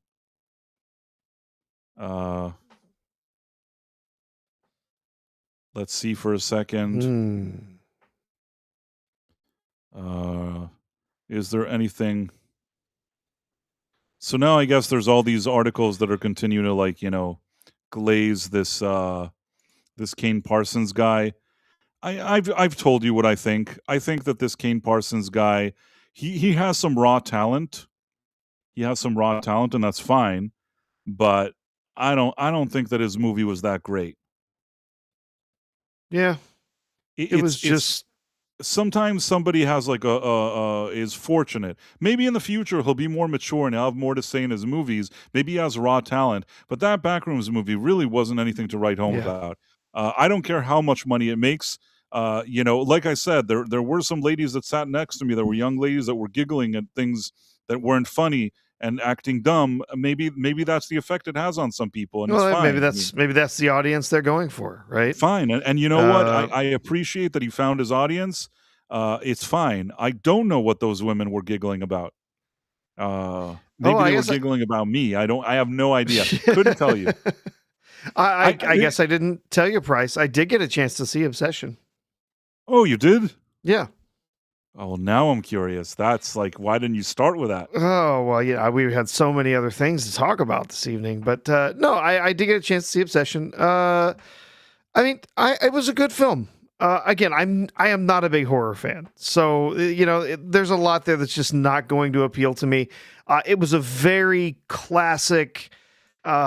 Be careful what you wish for kind of a setup. Which, no, it's fine. I have no problem with that. I mean, there's a lot you can do with that, right? There's a lot of different ways that you can approach that, and the way they approach it with this sort of mystical object, almost like a monkey's paw kind of a thing. That's right? What I was telling you, yeah. Where she's got, he gets it, and he's this painfully shy guy who simply can't bring himself, even when he has an opportunity. He has an open opportunity to talk to and tell her how he feels, that it's more than just friendship and whatever. He can't do it. And so, yeah, he's sort of, tries to take a shortcut, instead of actually getting over his fright and getting over the issues. He tries to take a shortcut to having her. And it's not like he thinks about it, right? It's something where he does this on just in a moment of frustration. He makes this wish, and then it builds from there, right? And it continues to build. And I thought that the way that they approached that the building of how this situation goes from being kind of awkward to, oh, this is amazing, to, oh, now I'm starting to see the downsides of this obsession that's here. I'm starting to see the downsides of this wish that I made, and how that just continues to crank up the tension through it. It's a well-made film, and it's extremely well acted too. The main actress, the lead actress in this, she several people have mentioned, I think she's going to have a really solid career. She does an incredible job. Even in some scenes where she has to turn on a dime from being, manic to being confused, to not understanding where she is, to then, just acting like she's just deeply in love. Like, she does a really solid job. She's very, very convincing. And so, yeah, I mean, it's not the genre that I love, but yeah, definitely it is not a movie like like I said with the Backrooms movie, where I felt at the end like I was let down. I was kind of unfulfilled in what I was wanting from the film. The way that everything moves forward, the way that you play out the story of Obsession, it's very well it's very well written, it's very well plotted. The characters are very convincing. You can see how someone would fall into the trap that, right, of trying to use this wish to fulfill their dreams of being in love with this person, and then how that very quickly goes from being this ideal thing to being a nightmare. It's really well done. Again, not my genre, not my thing. It's not something I'd probably go back and watch again. But if I were going to pick between the two big horror films that are out now, having just had a chance to see them, it would definitely recommend Obsession Not over only that, I'll Backrooms. say this is that Yeah, Obsession, first of all, out of all the movies we talked about recently, even Markiplier's Iron Lung and what's his face, Backrooms, and I don't know what the fourth one was. Out of all these movies that we were talking about, this one had the least amount of money. To have $750,000 and to create a movie that I thought was made by a steady hand. It was a movie that didn't feel like it felt like a guy with a steady vision that knew exactly what movie he was making. At age 26, I think that he even was able to bring some kind of message to it, even if it's simple. I liked where it was going. And even if, let's say, you don't like the horror, the idea, like the more supernatural element that he's making a wish and it's kind of like careful what you wish for, I kind of like that. You know what I mean? It's something that a lot of people can relate to. Especially if there's a woman you really like and then she doesn't like you, and you do this and you do that. I think that there was something interesting there, and the only part, it's not really even a uber horror movie. If you really think about it, only the last maybe like 20 minutes of it feels more horror. Until then, it just feels like a supernatural weird movie. But I guess in the final act, it just does become more violent. it does. Yeah. But again, not in a way that sometimes you have violent, that you have like one of those kind of slasher things where the person is just trying to kill as many people and like, in the most gruesome of ways. It doesn't feel like that kind of gratuitous slasher movie. It feels like there's an actual story here. And at the end, well, it goes in the direction that it goes, but I thought that this movie rather impressed me, Obsession. And Yeah, much more. especially for someone, a freshman director out there making his first big picture for less than $1 million. I mean, it's incredibly, incredibly well done. Right, Yeah. and I think that the girl, what people are saying, that girl, I don't know where Yvette, whatever her name is, I think that she does a fantastic job. All the actors are fine in the movie, but honestly, the girl that plays like the main, actress or whatever it is, I think she really does well. I was the Yeah, she most does. impressed with her. Yeah, she does. Yeah. It's definitely that sort of more a traditional, kind of morality tale almost of, the be careful what you wish for kind of a thing, right?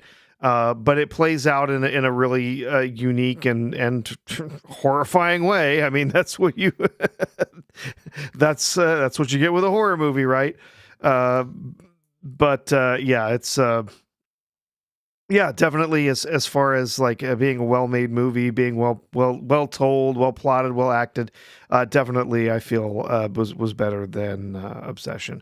And normally, I wouldn't bother with horror movies, right? But they've been so much in the news, and like I mentioned with the Movie Pass, like I have such an opportunity now. I have a bunch of movies I can see this summer, so having the time to go see them. So yeah, good on them for Obsession. I thought it was Quickly, a few surprisingly well things. done. Yeah. We have Dutch Gradient, who said, "Yes, everything coming out of Amazon is garbage. Yet, for unfathomable reasons, I don't know why that was difficult to say. Maybe it's the hour. It's just late. It's late. Everyone believes that Martin Giro's new Stargate would have been great. Everyone forgot how horrible SGU was, or his Quantum Leap reboot. I will never Yep. trust Martin Giro. People say, well, you don't know, Brad Wright was there and he wanted to do good things. I don't know. All I can say is this: if I'm judging by Martin Giro's track record as a showrunner, his work on Quantum Leap is is uh is Starfleet Academy level bad. And the only reason why he gets a pass, because people don't mention that, is because a lot of people just didn't watch that show. If people cared about Quantum Leap like I do, like people care about like Star Trek or some of these other franchises, I happen to really like Quantum Leap. If people actually cared about that franchise and had a wider, bigger following, and they had watched that reboot of his, he would have had a very difficult time getting any sympathy points from anybody, and would have completely tarnished his name if let's say it was a Stargate type of show, or something, from a spin-off from the franchise, and he did with Quantum Leap what he did, he would do to Stargate what he did with Quantum Leap. No fan would forgive him. Now people are saying, no, he learned his lesson, and this one it wouldn't have been woke, he really wanted to do this. You know what do I know? Maybe yes, maybe it's like the Schrodinger's Giro. Maybe yes, maybe no. We'll never know because he's not doing it. But if you want to know if I forgive him, if I have anything good to say about Martin Giro, have nothing good to say about him. And again, the other thing I don't like about it is that ever since Quantum Leap failed, he's trying to create this narrative of, well, it wasn't me. I had no control and I couldn't do anything. I was given a bad situation and I tried to make the best of it. That's his explanation. And a lot of people are gobbling that up. But what he never mentions is that for 2 whole seasons, he was the showrunner. He was the showrunner of the show. You cannot convince me that you're the showrunner for 2 seasons and you were just like, in a bad situation. Because there's a lot of stuff there that he himself did, and it was really bad decisions. And again, I don't want to get into it, but there was in a military base a man that kept on walking around in a cocktail dress, which it's fine if you're into that kind of thing, just felt kind of out of place on that show. You had a situation where there's a guy that's supposed to be a general, and a bunch of like, Gen Z losers like talking to him like he's an idiot all the time. You had activists that were literally hired to join the production in key roles, which he hired personally. Activists.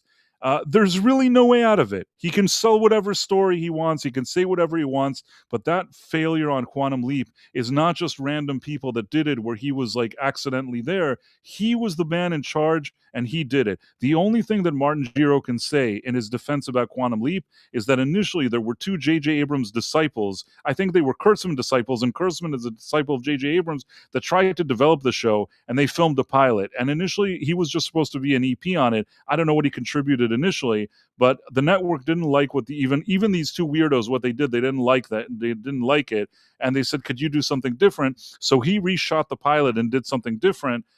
He did keep maybe 1 or 2 of the original episodes that were filmed, but basically he redid the show. Now, he was in a position to make a lot of changes to try to soften the blow and fix a lot of the issues, and he did none of that. And in my opinion, he never understood the franchise. He never bothered to do any homework. He was just some guy collecting a check and injecting a bunch of propaganda into Quantum Leap, and I will never accept or let that slide. Maybe one day he'll do something. It'll be good. I'll tell you the truth. I'll say, you know what? Maybe he redeemed himself, but not in my book. He hasn't redeemed anything. Yeah, and I was never convinced that this new Stargate was going to be something amazing. I know that there are so many Stargate fans out there who were just dying, that wanting, a return to, SG-1 and Stargate Atlantis and stuff. I'm a fan too. I loved those shows. I followed them, watched every single one of them every week when they were coming out. Even watched, Stargate Universe, which I didn't hate. It was definitely the weaker of the shows. It had a weaker premise, but I was still interested. But yeah, I was never convinced that this new show was going to be a return to form for the show, but it is fairly amusing, right? That from what has been leaked, that the problem that Amazon had with the show was that it was too much for the fans. Yes, that right. That's laughable.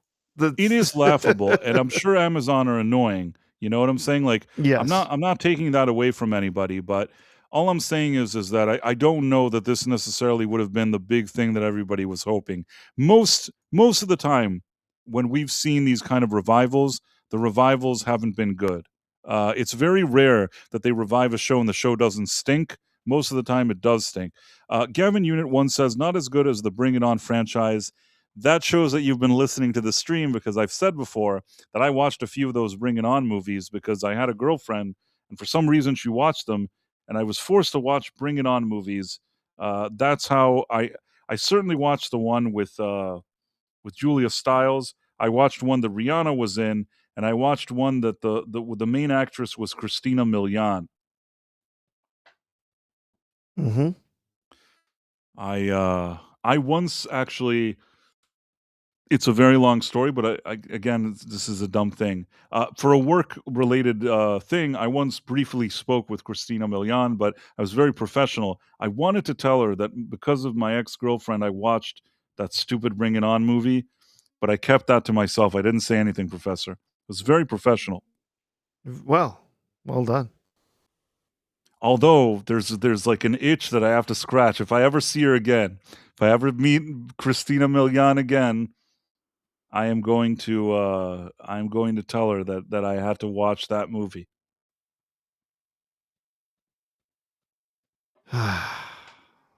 In any case, yeah. All right, Press. I think are we ready for some shout outs? I think we're ready. All right. Can't be dumber than the Freckles encounter. I didn't do anything wrong. I was very professional. I said nothing out of turn, and I didn't say anything. Price did nothing wrong. I did nothing wrong, but Bring It On with Christina Milian was a really crappy movie. I didn't dislike Christina Milian herself. I just didn't like that movie. But then again, all those Bring It On movies are really dumb, and I'm ashamed that I even watched them at all. But I was in a difficult spot where somehow I couldn't fight it, Professor. But let's go over the people. So on Rumble we have Angelo DD, God bless 5697, Double R Star, Phantom Monk, Z3 Fius, Gaming Stuff, Darren Mai, Mr. Darth Thrift, Dakota, Born to Be Down, Sal the Hamster, Elizabeth Quince, Folsom Lockdown, and The Party. Yeah, and we also had Radio Streamer, who I missed in the list there. So that's okay. Then over on YouTube, had quite a few friends join us tonight. JJ1109, Palm 5966, Lady Katarina, Facutino, Jackus, G2S, Adrian Veit, Rebel Sky, Andrew Zacchaeus, FKHC 2005. Hey, Tim.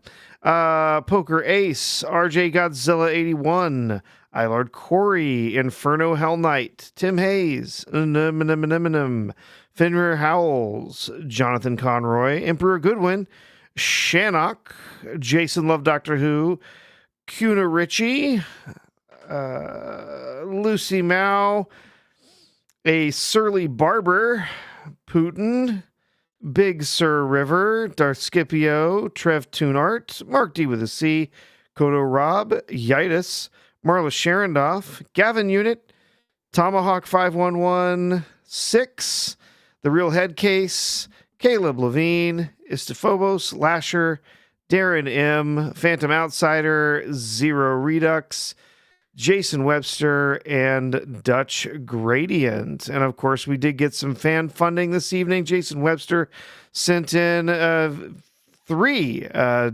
Australian fivers for us. Thank you for there. Zero Redux for 10 and Dutch Gradient for 20. So thank you so much for that support this evening.